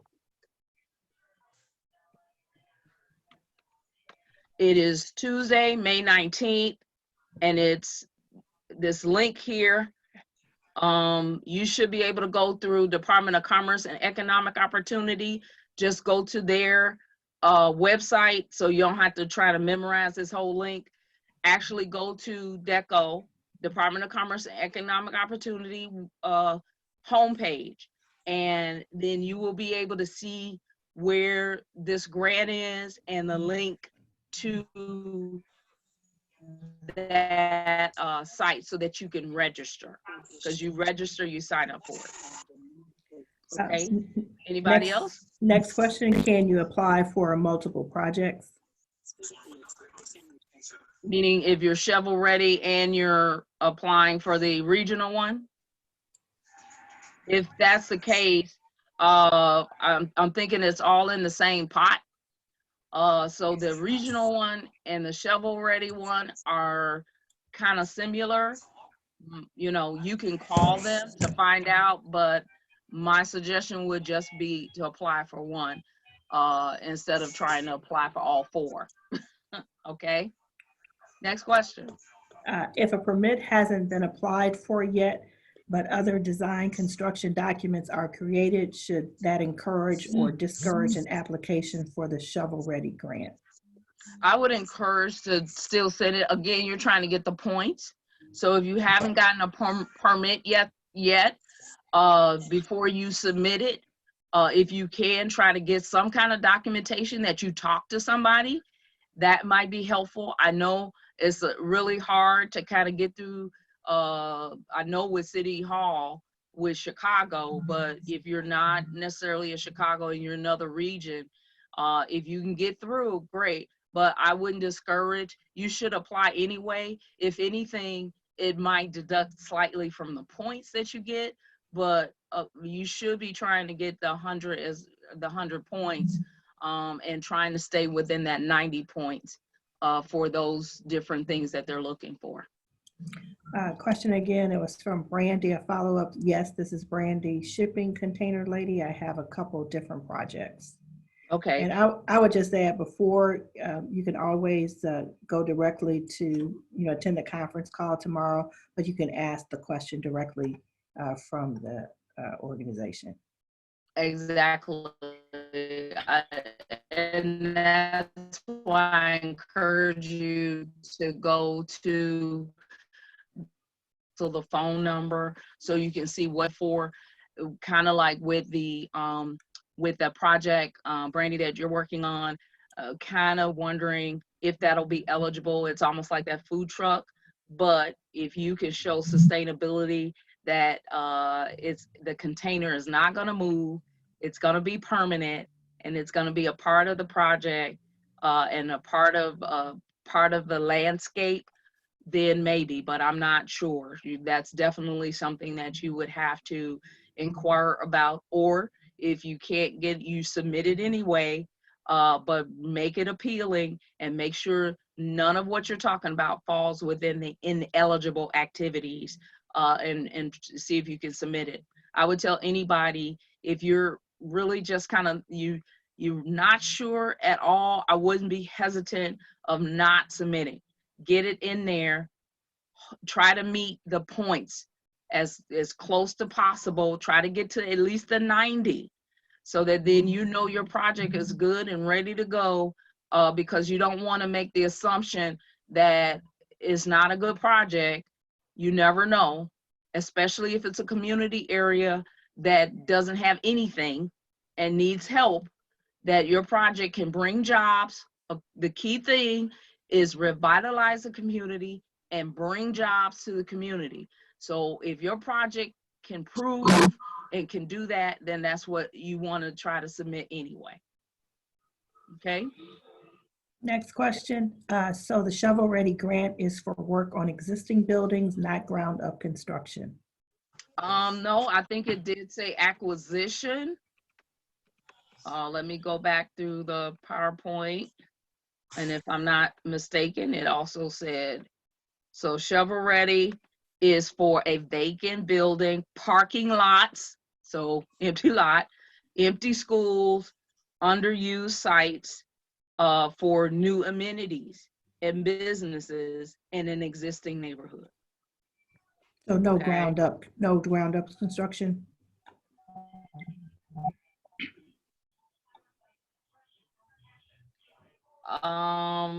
Rhea, this is Ray, Rhea. It would be ground up if it's construction. a parking lot in your building, yeah, because it's a parking lot and you're building a building. So yeah, from the ground that's empty and you're building a building, that's why you need the construction permits.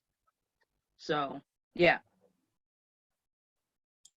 Okay, next question. If our overall budget is 300K, would we lose points if we apply for the 250K grant, or are you looking for organizations with higher budget? What your operating budget, so they're asking what your project budget is. Okay, so your project budget has to be higher than 250, and then your max is 2,000 per project. 2 million. I mean, 2 million, I'm sorry. So it's not asking about your current operating.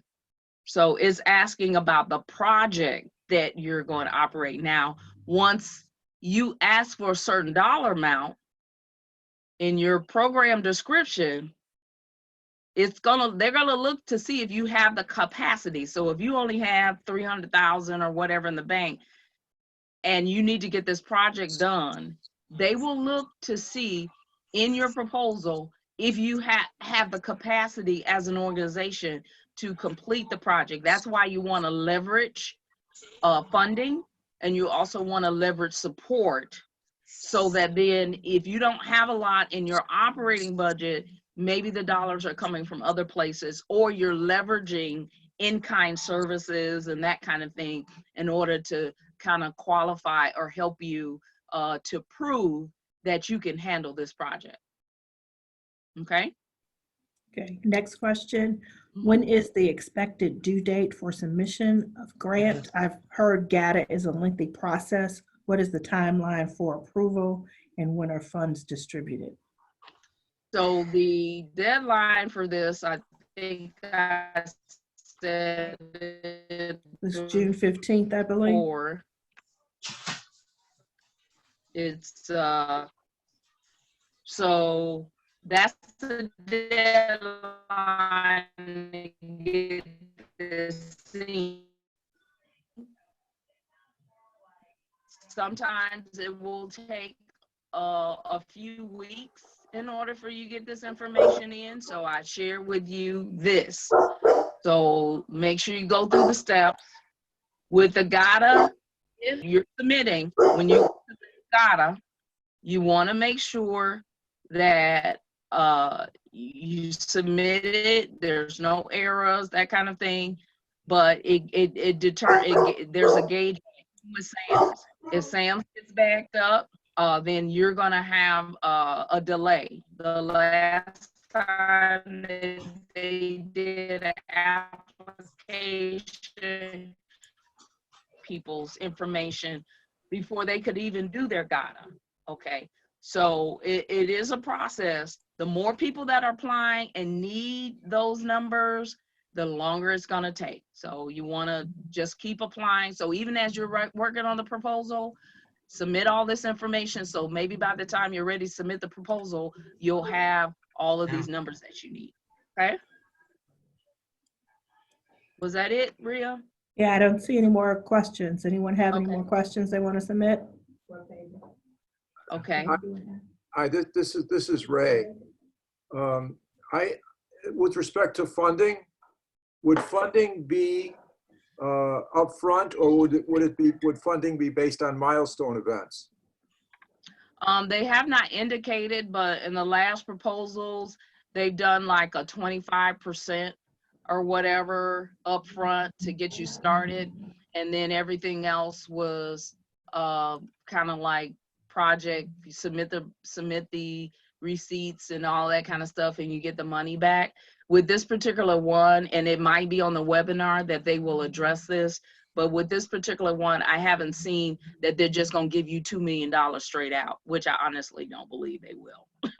But it probably will be based upon your activity. So my suggestion would be that you break your project in phases, so that then, you know, phase 1 is the construction, phase 2 is the rehab, phase 3 is, so that then you have dollar amounts for each phase, so that then that'll help them to even help you when you're saying, well, I need this percentage of money to do this, and I need this percentage of money to do that, so that then maybe you can kind of generate and start getting things a little bit quicker. And that's why you need to be able to leverage funds too, because they're really looking at, if you don't get the money right up front, do you have the capacity to actually do this project and kind of get it jump started and then get the money back. It did not indicate that it was reimbursable in this particular case. I have not seen anything. So I don't know how they're going to disperse the money, if it's going to be a full out disbursement, or if it's going to actually be, you know, portioned out. But they'll probably talk about that or address that on the webinar and have FAQs in that.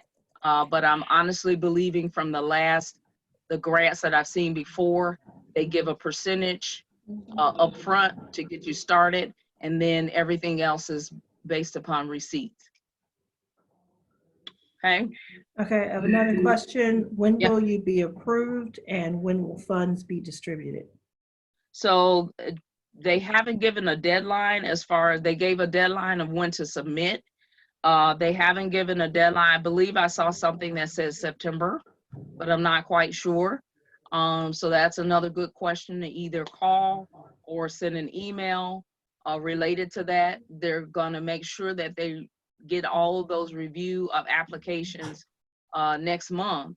And as they're reviewing the applications to try to get those applications approved based upon renewal, but not sure of when the actual grant will be approved. And I think it's gonna be based upon project based. And there Because was, this first come, if you got everything in order. Any other? just a comment that the link did not work, so we can try it again and send it out. Okay, yeah, or either just do a Google and go to Illinois Department of Commerce and Economic Opportunities, go to their website. And when you click on the link for grants, it'll take you straight there. So it's actually, it was a link that they included in their documentation. So you can go to get on the computer, do a search, and do search Illinois Department of Commerce and Economic Opportunity. It's gonna take you straight to their website. And on their website, they have a link called grants, and it's gonna take you to all their grants, and that will be listed. So then it'll take you straight there. All the information I share with you is me going to their website and pulling the information up. Okay? All righty. I think that's it. Okay, so now I'm gonna run straight to this other one. So if you can hang out with me, this one is a little bit different from the one that the state has. It's also a state grant, but it's just coming from a different department. And it's called the R3 grant. And there are two grants. There's an assessment and planning, and then there's a service delivery one. Whereas the other one, it had 4. This one has 2. And it is Restore, Reinvest, Renew, the R3. There's the site. If you want to go to the site, you can pull up the site, r3.illinois.gov, to get more information. And so the Restore, Reinvest, Renew grant are funds to support Illinois communities that have been harmed economic disinvestment, okay? So the fund is focusing on 5 different areas. So if you are supporting or doing civil legal aid, economic development, reentry, violence prevention, and youth development, if you're doing those, working in those different areas, that's what they're interested in. Okay. All right. All right. I hear dog. Okay, put your phones on mute, please. Or put your Okay. screen on mute. All right. So, if you can be eligible for these R3s based upon these categories, this is what they're looking for as it relates to these categories. So if you have programs and things like that that you're really trying to get and support you in your community, then you're eligible for the R3 grants. Nonprofit organizations, local governments, religious organizations. I was surprised when I saw that, because a lot of times grants are not covered for religious organizations. So churches and things like that are registered locally as a 501, but not federal government 501. So any religious organizations may apply for grants. You can do it individually, or you can do it as a collaborative with other groups. And other types of organizations like businesses and community or neighborhood associates can also apply as a collaborative, but not individually, meaning that you need to join in with somebody else. So business, community, or neighborhood associations, you need to do it collaborative. But if you are a nonprofit, local governments, or religious organizations, you can actually apply for them individually or collectively within a group, okay? So here, in order to be eligible, again, this is, you need to have the DUNS, the SAMs. So I'm not going to go through all of that. You also need to be in good standing with Secretary of State. But so if you go to the recording that I did and you go through all those steps, it's going to get you ready for this if you haven't done them all. Common types of eligible, again, is the nonprofits. So we've kind of shared that information, tax exempt, faith-based organizations. So all of this, you're eligible to apply for this, some individually and then some in collaborative form. And so they explain what the collaborative groups are. That means it's 2 or more organizations of applying for the funds under one application, okay? So somebody has to take the lead if you're gonna do a collaborative. And whoever the lead is then including all of the other individuals, okay? So whoever's the responsible applicant is gonna go through a pre-qualification step. And so just to make sure that they're qualified as a nonprofit, a government, or a tax exempt base or business or community organization, they're gonna ask questions to see whoever's gonna be the lead will be able to put everybody else underneath them. Single applicants and organizations applying on behalf of a collaborative then must go through this pre-qualification. And you can find that on the GATA grantee portal. So again, go to the state of Illinois. My suggestion would be to Google in state of Illinois, GATA grantee portal, and it's going to take you straight there, okay? So this is just more detail about the collaborative and understanding what the collaborative is. Again, it's just 2 or more people. You're going to have somebody that's going to take the lead with the collaborative. And so with your collaborative, you're going to be able to show your structure. You're going to be able to show your equitable structure, meaning that whoever's taking the lead, of course, is going to probably be the larger of everybody else. Show then the details about their roles, their responsibilities, and who's going to make the decisions. So all of that goes in your proposal about we doing this, they doing that, who's going to make a decision about final solutions, and all of that. All of that needs to go into with the collaborative. And then in that, you will also, as a collaborative, submit as the responsible organization, if it's you, then you'll have to show MOU with everybody else. So it's more of each person that's underneath the collaborative, that each organization is stating their MOU and agreement to the partnership, okay?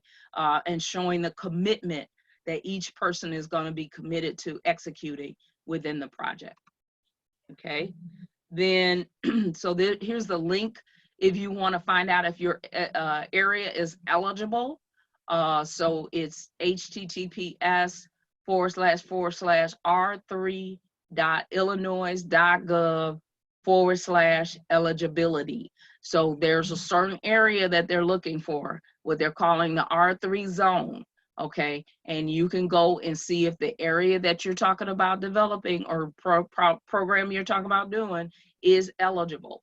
You must be within that area, that zone, to be eligible for the R3 when you submit, because they're focusing on certain areas. So there is a map that you'll be able to see for that eligibility to see if you fall within that map. So that means that this is the assessment program. So remember, we're talking about the assessment and planning. So with this particular within the R3 zone about planning, okay. So the organization applying funding does not need to be located within the RZ zone, but the application must be given priority to that area. So you might not necessarily be in the RZ, but wherever that project is happening must be in the R3, okay, as well as the collaborative. And if the majority of the employees and people that are gonna get hired are within the R3 zone, you'll have to indicate that. So you can find out where the R3 zone is. So I pulled this up. When I went to r3.illinois.gov eligibility, went on there, it showed me a list. And I just pulled up Cook County, but there's a whole bunch of others because this is for the state of Illinois. And it shows me the census tract. It shows me the number, so you can actually see the number of people within the community area. So these are the ones, just some I pulled up. It's a whole bunch that are eligible. So you'll see it on the list. And then once you do that, there's a map.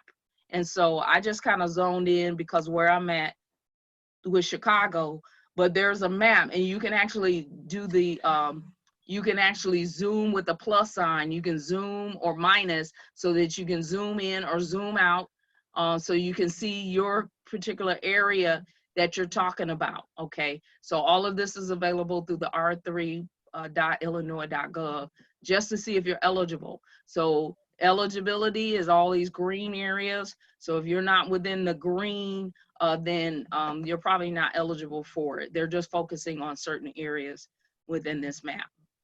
Okay, so with the assessment and planning, when you actually go, you go to r3.illinois.gov, apply, okay?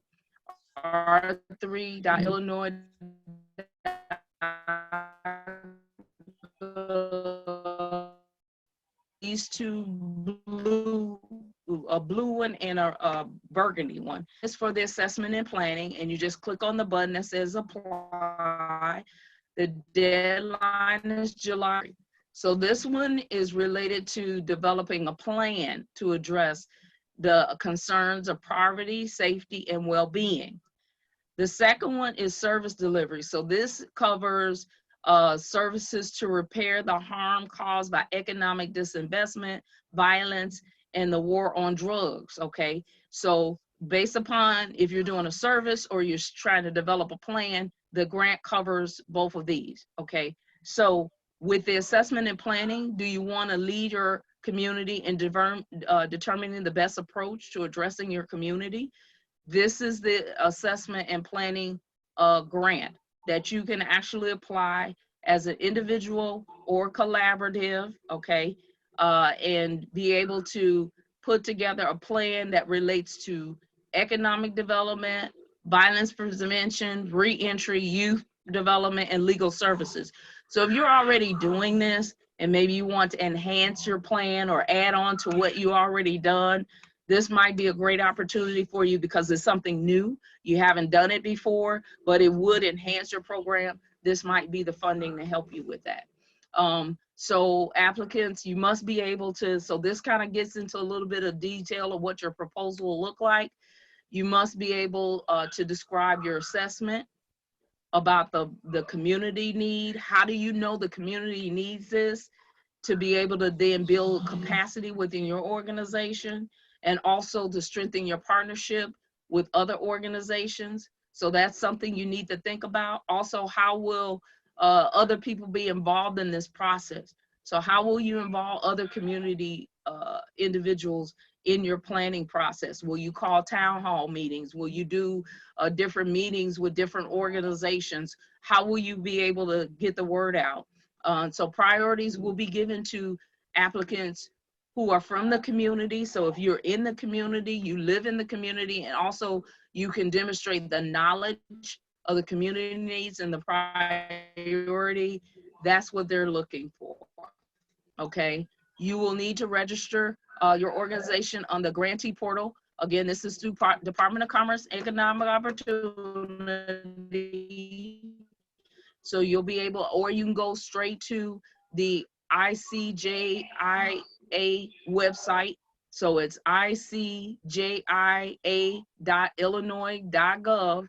You can actually go there and you can register under the grantee portal. That was that portal I was talking about with AGATA. If you haven't, you're gonna need to register. And then you wanna start thinking about whatever you're gonna propose. You wanna start reaching out to community members and people that might be involved. you want to start gathering all your information for the process. And it is recommended that applicants participate in one or more of the webinars. So they have webinars too. The webinars, they had one, what's today, 19th? So they have one right now. So if you want to jump off, that's fine. They got another one tomorrow at 2, and then they have another one on the 21st, okay, at 10. Whoops, I just lost you. Okay.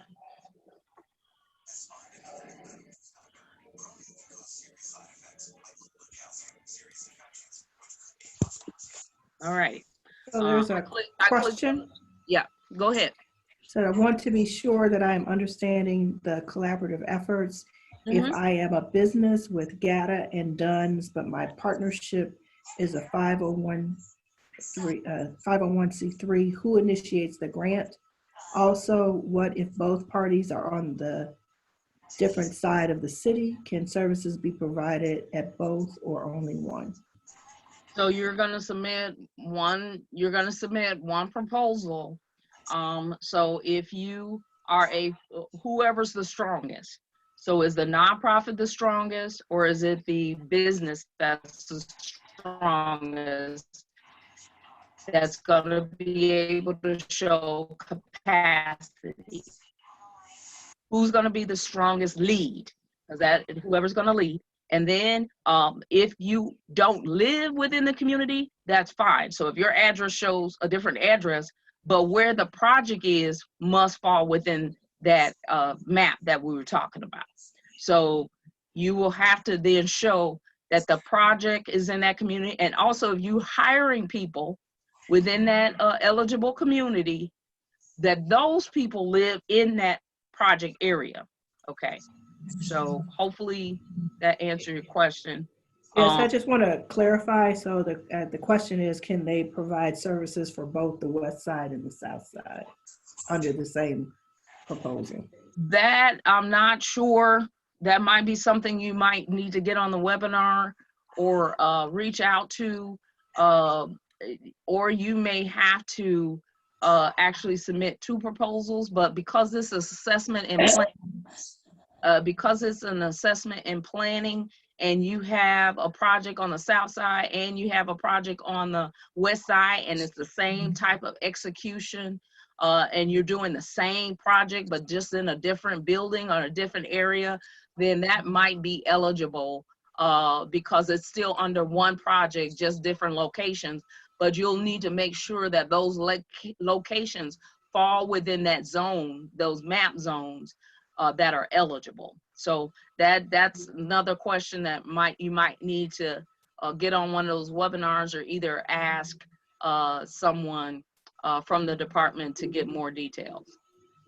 Can you live in one R3 area and the project in another R3 area? Yes. The project be in another R3 area? Yeah. Yep. Okay.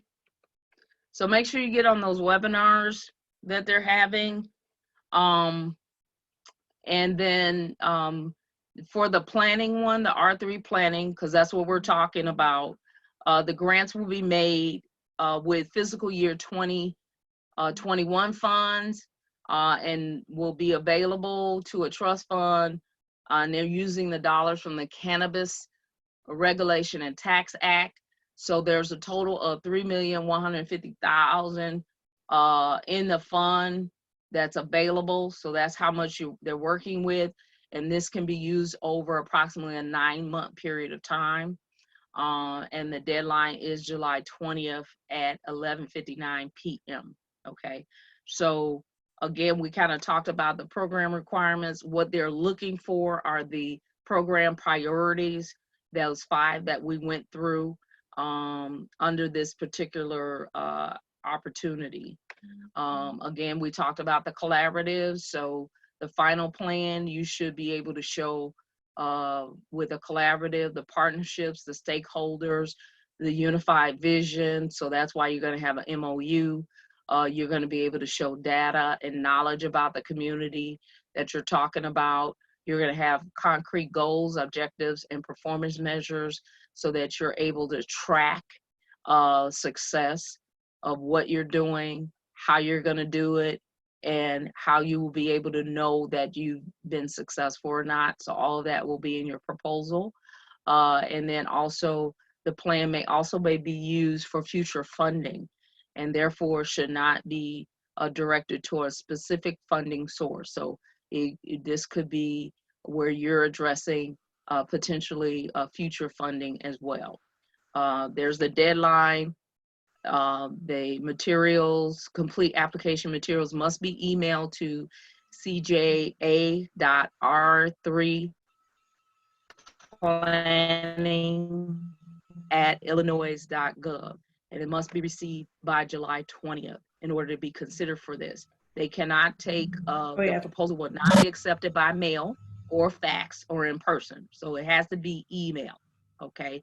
And if the application is incomplete, it will not be reviewed, and it will not be reviewed if it's late. So if it's past at 11:59 on July 20th, it will not be accepted. 2 more questions, just points of clarification. Mhm. Did you say that this can also be for cannabis businesses, potentially, I think it's opening? That's one question. I think it's the funds are from the cannabis, correct? The funds are from the cannabis, so as far as the eligible program or project, that's questionable, because I know you have to be, right now, through the state law, you have to be approved as a cannabis dispensary. So I know that's one thing. This is funds from the cannabis fund. Okay, so it's a little bit different, but if you are a dispensary that's already been approved by the state of Illinois, then that's a possibility. You would have to talk to the department to find out if you can utilize the dollars for your dispensary. If you are not a dispensary, which I believe that you have to be a legal dispensary in order to actually have a facility. So you still have to go through the state in order to get that. So don't think you can use the funds specifically for this dispensary if you have not already followed the other dispensary protocol. Last question, do both companies? Tomorrow, I know Yeah. for a fact you can't actually use this particular grant money because the DCEO has a separate fund just for cannabis businesses as they launch, where you can get up to $250,000. So this particular grant wouldn't apply to cannabis businesses. I went to several of their little events. So it's a different fund. It's not a grant, it's a loan for the cannabis businesses, but you wouldn't have access to these grants for the new cannabis business. Okay, thank you, Brandy, I appreciate that. Okay. So this question is from Brandy. Do both companies in the collaborative need a GATA number? The lead person needs the GATA. So whoever the lead organization is should have the GATA number, because that's how they're going to filter the money through, whoever's the lead organization. So if it's just a nonprofit, they don't have a GATA, that kind of thing, it would be great if they did, but if the process is going to take longer and all of that, as long as the lead person has all of the registrations and everything is good, then you're okay. It's when the other organizations, whoever's leading it, if you don't have all of that, then that's where the challenge is. So just make sure that the lead collaborative organization, whoever's leading it, has all of the registrations. Okay. And All that's right. it. Okay, so want to kind of get on through this. There are some technical assistance videos that actually going to be, they weren't out, or I think they're out there now, or they're gonna be available on the 22nd, I believe, at 1 o'clock, so that you can start seeing them. So there's certain videos, technical assistant videos that they're gonna put out there on their YouTube channel, okay? And some of these videos will include the requirements, what the collaborative looks like, the GATA, the budget, or whatever allowable expenses are, indirect costs, required documents, and all of that. So planning, all of that's going to be on these videos. So that's May 22nd. again, go to the website. It's going to give you, I got all this information when I went straight to the website.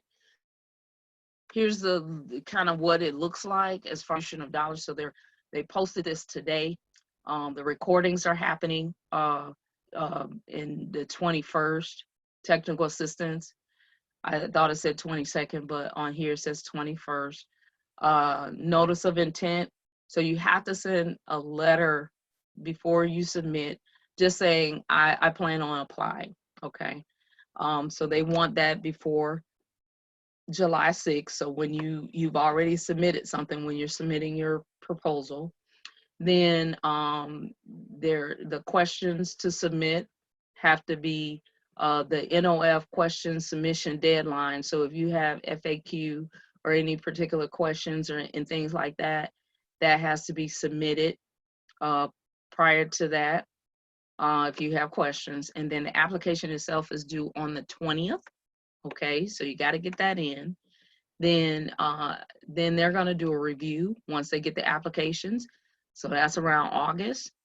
Then they're going to also do the budget review. That's around August. And they're going to make their recommendations. And then you will be able to start the program if you're approved by September 21st. Okay.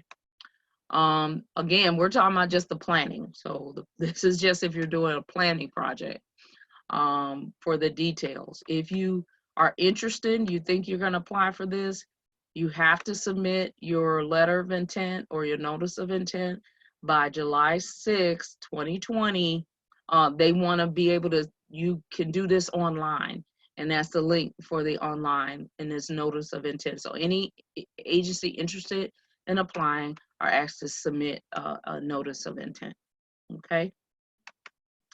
Here's what the format's gonna look like. So when you get ready to do your application, again, you're emailing this, you're not faxing it, you're not mailing it like the other one, you are sending an email, and they're gonna ask you to actually put your subject, your name to appear in the subject line, your organization name, and then you're gonna have to attach the documents, and they want you to actually have the name structured for each document. So the application, you'll say your name, organization name, application. And that's either could be a PDF or Word, then your program narrative, and then your budget narrative. And then they want document names, and you're gonna attach those documents. So if you're missing anything, they're gonna reject your proposal, okay? So your formatting for this particular one, you cannot exceed 20 pages. It must be single space, and it must have 1 inch margin. You must type it in Times New Roman. It must be 12 point, okay? So you wanna make sure that as you're filling out the application, that you follow these protocols. You will have to include in if you're a nonprofit, your letter of determination. You'll also, if you're doing a collaborative, have to include your MOUs. And then if you have proof of individuals that are going to be hired within that zone area, then you will need to be able to fill out the residency form, which they have in the narrative, in the application. So the criteria, this is kind of the same like before. You're trying to get 100 points. You're trying to get as many points because everybody's going to be competing for it. So that you want to make sure you have your narrative, and you want to make sure you have your budget, okay? This is what the criteria looks like. So like the other one, how they're doing the points, this one too. So local preference, that's basically say the area that you're talking about, you've actually explained the area, the community area, they're giving you points related to that. The geographic area, they're giving you points for that. The statement of need, why do you need this? The program design, how is it programmed? How's the design going to work? What types of things are you going to execute? This is the assessment one though, okay? So this is all related to if you're doing an assessment or a planning project, This is what they're looking for. Any staff, capacity of experience. That means your resumes and bios and things like that. Then the budget, and that must be complete. You get 2 points for that. And the budget narrative, meaning that if you put, I need $50,000 to do this, then you have to detail the $50,000. So many hours times, so many days got me to the 50,000. Okay, so that's what a narrative is. It breaks down how you got to the total amount. You're trying to get 100 points. Okay, is the goal. So now here's the last one, and we're almost done. Is the service delivery one. Okay, this is where you actually are delivering services. It's not the planning part. It's more the service delivery one. So will you provide services to an existing program, something that's already happening, or are you planning a new program or program to address the issues in your community? So this is what they're looking for with the service delivery programs. It's for economic development, violence. It's those 5 that we talked about earlier. That's where their focus is for this particular one. And the applicant must describe then what the need is, what the proposed program is going to be, any partnerships that are involved, and priority will be given to applicants if you're actually supporting or hiring people from the community, and you can kind of demonstrate the needs in your knowledge of that community. Okay, so this is kind of the same as far as service delivery. They're focusing just like with the assessment, the 5 areas that I talked about, and you can be able to see the reference guide that talks about this in more detail. The programs under this funding must address at least one of those priorities. So out of those 5, you should be talking about one of them. So for example, a single proposed program for youth could be addressed by both the youth development and the violence, meaning you gotta at least have one, but you could have 2 or 3. So you may have youth development, violence, and reentry. You could have multiple ones with this particular, as far as your services are concerned. So when you're addressing these, you want to make sure that you have some research based evaluation or some practices. So when you're delivering and you're writing, you want to be able to show your proof and not just saying we need a grant because we need a grant. You want to be able to say why there's a need. You want to be able to pull up some statistics. You want to be able to have a community survey. You want to be, so you need to be detailed as it relates to that and not just generalized statements, because if you generalize the statement, it pushes you further away from those points. Be specific, okay? So that then when they're reading it, they know what you know what you're talking about. And also when they're reading it, they have the information that if they need to look it up, they can, okay? So applicants need to be able to show that they have innovative practices to their approach for any program. So even if you're doing the program, you might want to show or state some history related to how this has worked. Okay, so you want to be able to propose that so that then you can say, but we need some enhancements. We've been limited to what we can do because we didn't have enough of funding to be able to, so you need to kind of prepare it in a way that they can see, oh yeah, we really want to help this program, but we can help them with additional funding to move beyond what they're doing. So you want to kind of write on that vein. It also needs 100 points. So that's your goal, is to try to get 100 points to then cover all of what they're looking for and all of the requirements that they're looking for. Here's the criteria for this one. So it's kind of similar, except for the program design is like 40 points. So that's where they're really looking at that, wanting to see how this program is going to be executed. Okay, statement of need is 25. So those 2 are high, which means that when you're writing, you should be writing something that's really solid on the statement of need, and also something solid on the program description. You want to get those 100 points, so that's what your goal is, okay? And then I just kind of outlined here in the appendix, if you're thinking about youth development, there's some details as relates to the areas that they're looking at promoting under youth development, the developmental stages. So if you're supporting infancy, early childhood, you know, it covers all of the ages up to 18 plus for young adulthood, and then whatever those activities are. So it could be prenatal care, it could be early childhood, classroom-based prevention. It could be a variety of things. So if you're already doing this, this will be great. If you can enhance, so this is just a little bit more detail as relates to what youth development projects look like. The economic development, so if you're in the economic development, you're looking at the improvement of availability and quality of housing or increased life expectancy, so forth.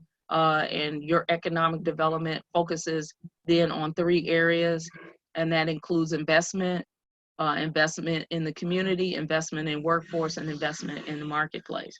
And so they break down in detail what that means as far as the investment in community and workforce. So it's really talking about projects and things that are going to increase physical, social, and environmental resources that attract businesses and jobs, okay? So, and how the community is invested, so that then now you're looking at, that can include infrastructure, education, housing, the public realm, and area-based initiatives. So they're looking at that. Also investment in the workforce, as if you got things that are helping to generate jobs or job training, customized job training, anything related to that, your project is focusing on that. That could be part of eligible thing as far as funding. Then they're looking at violence prevention services. So if you have anything related to violence prevention, there's a table, and I pulled this straight from their website just to kind of give you an overview. But what they're trying to do, anything related to violence prevention, they're really targeting on projects and programs that are doing that. And that if you're delivering that service already, this is great. What you need to do is just to really show the enhancement of your services, that this funding is going to make the program even better, okay? So there's various ways in order to do and execute that. So you'll find this on the website with the details of those types of programs. Then civil and legal aid. So civil and legal aid organizations that offer free legal representation or either legal services for low income. So if you are doing some type of project related to that, they're interested in that and how you will be able to execute that, okay? And Thank there's you, Maura. Yes. There's a quick question that says, can you show that screen again? I'm not sure what screen they're referring to. Can you go back to the youth development slides? Yep, of example projects. Okay. So this is pretty much youth development. And it's pretty, you know, from a description, pretty global, you know, because they're even prenatal. So it's talking about babies all the way until young adulthood. So if you have projects like that. So hopefully I answered your question. Just shoot again if we didn't. That was a yes, thank you. And another question is, if I am receiving funding from another source for the service I want to utilize for this grant, is it a conflict? No, I don't think it's a conflict. If anything, you need to show an enhancement. So if you're getting funding from another source, but you're limited on the services that you're offering, potentially it could be an enhancement So you want to use that funding to enhance and make your program better. Okay. So, and they would like to see how you're leveraging, so that then you're not just starting from ground zero, but that you're leveraging the dollars that you already have, but you really need to show how you're enhancing this project so that then your projects are even better with the monies that you're gonna get, okay? So hopefully I answered. So then, you know, there's a checklist. So you're filling out the application, you're doing the planning narrative, and then you're doing the budget narrative for this particular project. So now what I want to do, and I'm gonna see if I can actually take you to my screen right quick, because there were a couple of items that I wanted to show you. So before we get off, I wanted to show you this. Says, where can we find the uniform application for the state grant assistance? And will there be a link to this PowerPoint presentation? So the PowerPoint, the links that you see take you straight to some of this. So you can be able to kind of go to the link. Now, which one you were talking about, because we talked about two today. So we talked about the state one with the Rebuild Illinois, and then we also talked about this R3. So like what you're seeing, hopefully you see on my screen, I'm sharing, this is the actual document of the R3. And so this is the grant for the R3. So remember R3 talked about the region. So you'll need to check what region. This is a Word document. So you can actually go through this. And this is the actual application for the R3. So if you have other organizations that are working with you, you can actually type in their names. If you're doing a collaborative or you're working with other organizations, it's going to ask you.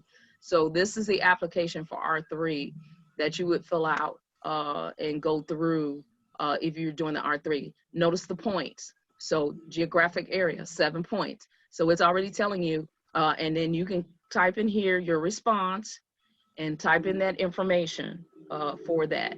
You're trying to get as many points as possible. So when you're reading this, it says only organizations proposing to carry out an assessment. So this is for the assessment one. So if you're going to do an assessment, then you're actually going to address from that map. Once you go to the map, you're going to give a response, and you're going to put a response, and you're trying to get those 7 points if you can. Same thing is with the statement of need. You're going to put the response. You're answering this question. What issues are currently being addressed, or the organization, I mean the areas having problems with? So that's one question. Okay, so then you're going to put a response of what that is. Then you're going to describe how the health, safety, and economic well-being is being threatened. So you're going to state how it's being threatened, so that you put that all in response. Is statement of need is 25 points. This question is just 15. Okay, that's how they calculate it. So if you answer this well and you do the 15, then you'll get those points. And then you answer this one. Look at the question and answer the question. And even if it doesn't have a question mark behind it, it's a question. So how did you come to know about the issues? So that's a question. Then it's not a question, but it's telling you to do something. Explain.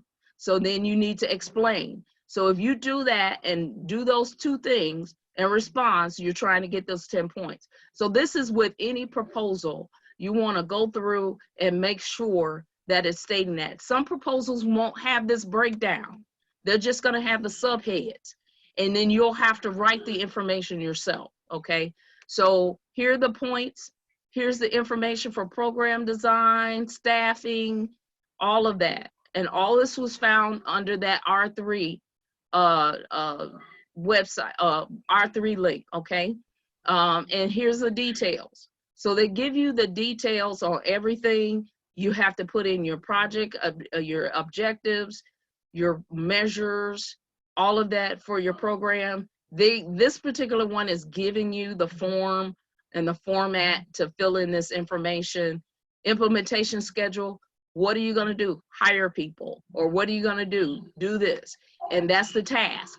Then staff position, who's responsible for it? Me, you, somebody else. And then the date due. How long, when is the date due to have all that done, okay? And so you're gonna fill in your activities within this. This is for the planning though. So the actual other one for service delivery, it has a form that's just like this. It's very similar, okay?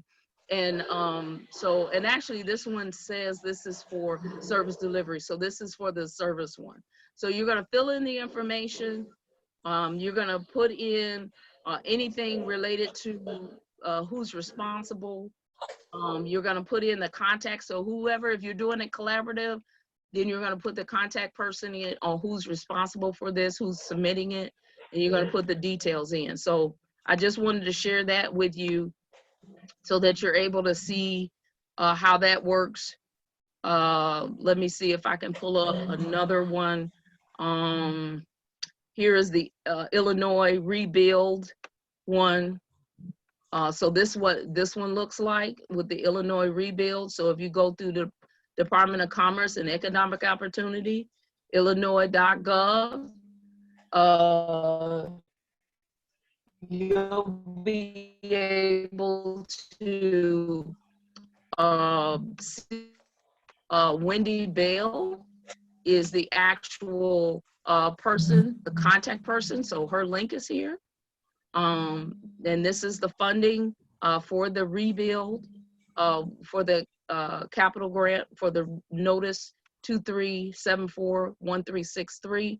And when you go to this page, it'll actually give you the link. So here's the GATA link where we talked about, and then here is the application information. So here's the uniform application in order to the application that you have to fill out.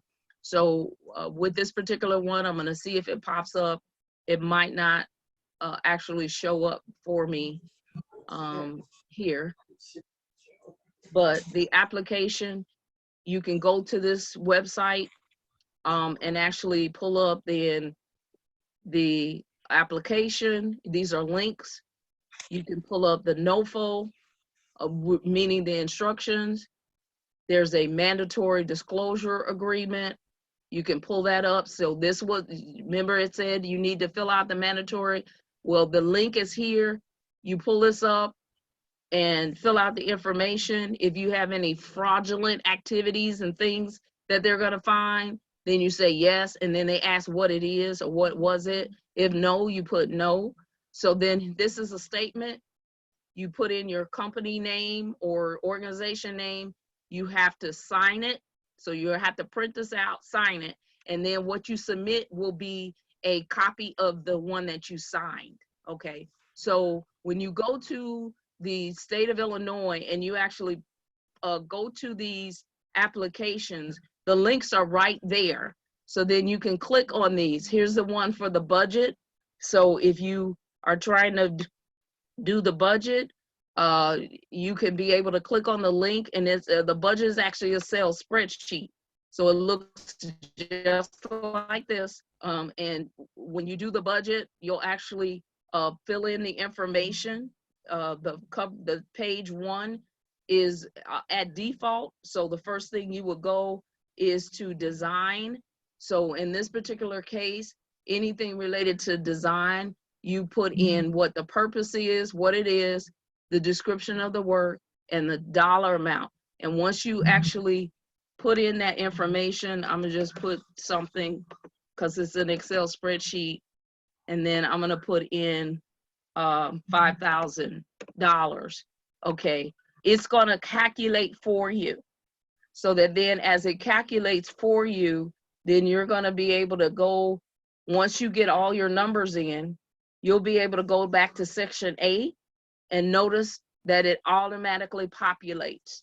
So what I typed in now populates. And so for this particular one right now, total revenue is $5,000. Okay. So this is how you'll utilize, when they talk about the spreadsheet, this is how you're going to utilize the spreadsheet. And so you'll notice there are tabs. There's one for design, there's one for building, there's one for equipment, there's one for wiring. So each one of these related to that contract and the people, you're going to put out the dollar amounts of how much everything is going to be, how much plumbing is going to be, so that then when you total up, they'll be able to see how much money this project's going to cost for this one. Okay. So just wanted to show you what the Excel spreadsheet and what the budget sheet is going to look like. So I'm just kind of sharing my screen so that then you can see some of this, some of these things that are available. Okay, two more, a couple of quick comments. First one is they can't see the spreadsheet. And the next one is, can you discuss the funding level minimum, maximum for both the R3 planning and service delivery grants and the basis for each? So for the state one, I think I had covered that one as far as if you're talking about the state one. You can't the floor, you can't ask under 200,000 for the floor, but you can ask the ceiling. For the regional one is 2 million, but not under 250. Okay, for that one. So anything related to this particular one, the Rebuild Illinois, there's a certain dollar amount related to that. So we still hear a dog in the background. So there's one person who's not muted. Okay. So the same thing as with the shovel ready. It is 2 million per project. And the minimum, the floor, it won't, if it's 250 and under, it will not get awarded. Okay. So just make sure that you're following within those points. I'm kind of trying to scroll through so that I can show you the PowerPoint. For the R3, I did not see a minimum for the R3, so I don't know if there's a ceiling. For the R3, when I went through here, so I don't see a ceiling for the R3. I just know that they have a total of 3,150,000. And it has to be, it's within a 9-month project period, okay? But I didn't see a bottom line, a floor, and I did not see a ceiling for this particular one. So there may be, but right now I only see available funds. That's right now, okay? Any other questions? Any other thoughts? We will be, this is being recorded. So as soon as it gets downloaded, then if you register, then we will be able to send this recording to you so that you can pull it up and look at it later. I would suggest to make sure you get on those webinars with both or agencies, just in case there are some detailed questions.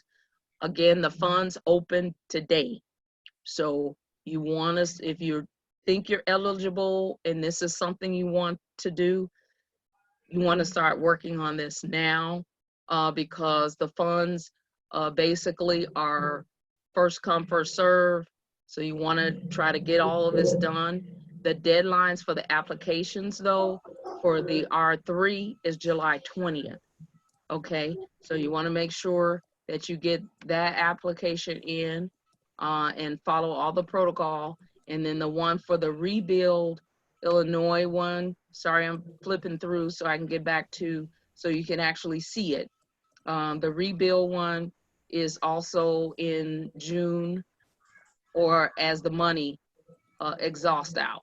So when the money is gone, that one's June 15th.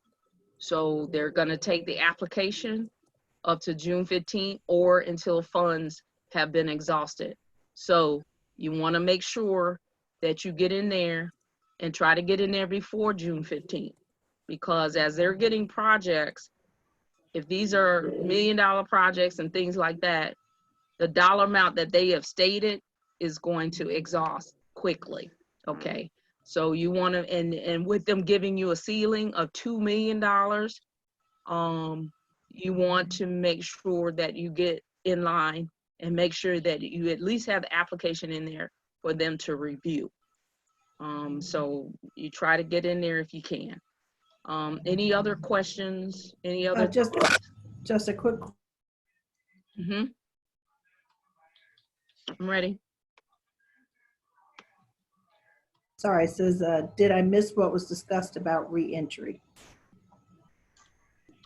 Well, it's just a program. If you have a re-entry program that you think would qualify underneath that, the focus area for all of these is under these under these 5 projects. So they have several service projects focused. So it's either civil aid, civil legal aid, economic development, reentry, violence prevention, and youth development. So if you go to the website, you can see a little bit more detail. I just provided some general information for them, and you can combine your activities as it relates to any of these. So whatever activities you're doing, you can combine these activities together for this funding. Okay. That's it for the questions. Okay, so again, thanks for joining me. I know it went a little bit longer, but because there was a lot more information that had to be shared with you. But I encourage you, once you get the video, if you want to look at that, but also go to those webinars. I encourage you to get to both webinars, the R3 one, as well as the Rebuild one. Go to those so that you can ask more detailed questions if you have them. And then, of course, if you have some challenges with the proposal, start working on it. If you actually want to send them to us, so for us to review and give you some critique and some points, we can do that as well and take that information. So you can you can send it to info@gcdc.org, or you can always go to our website. There's information there at gcdc.org.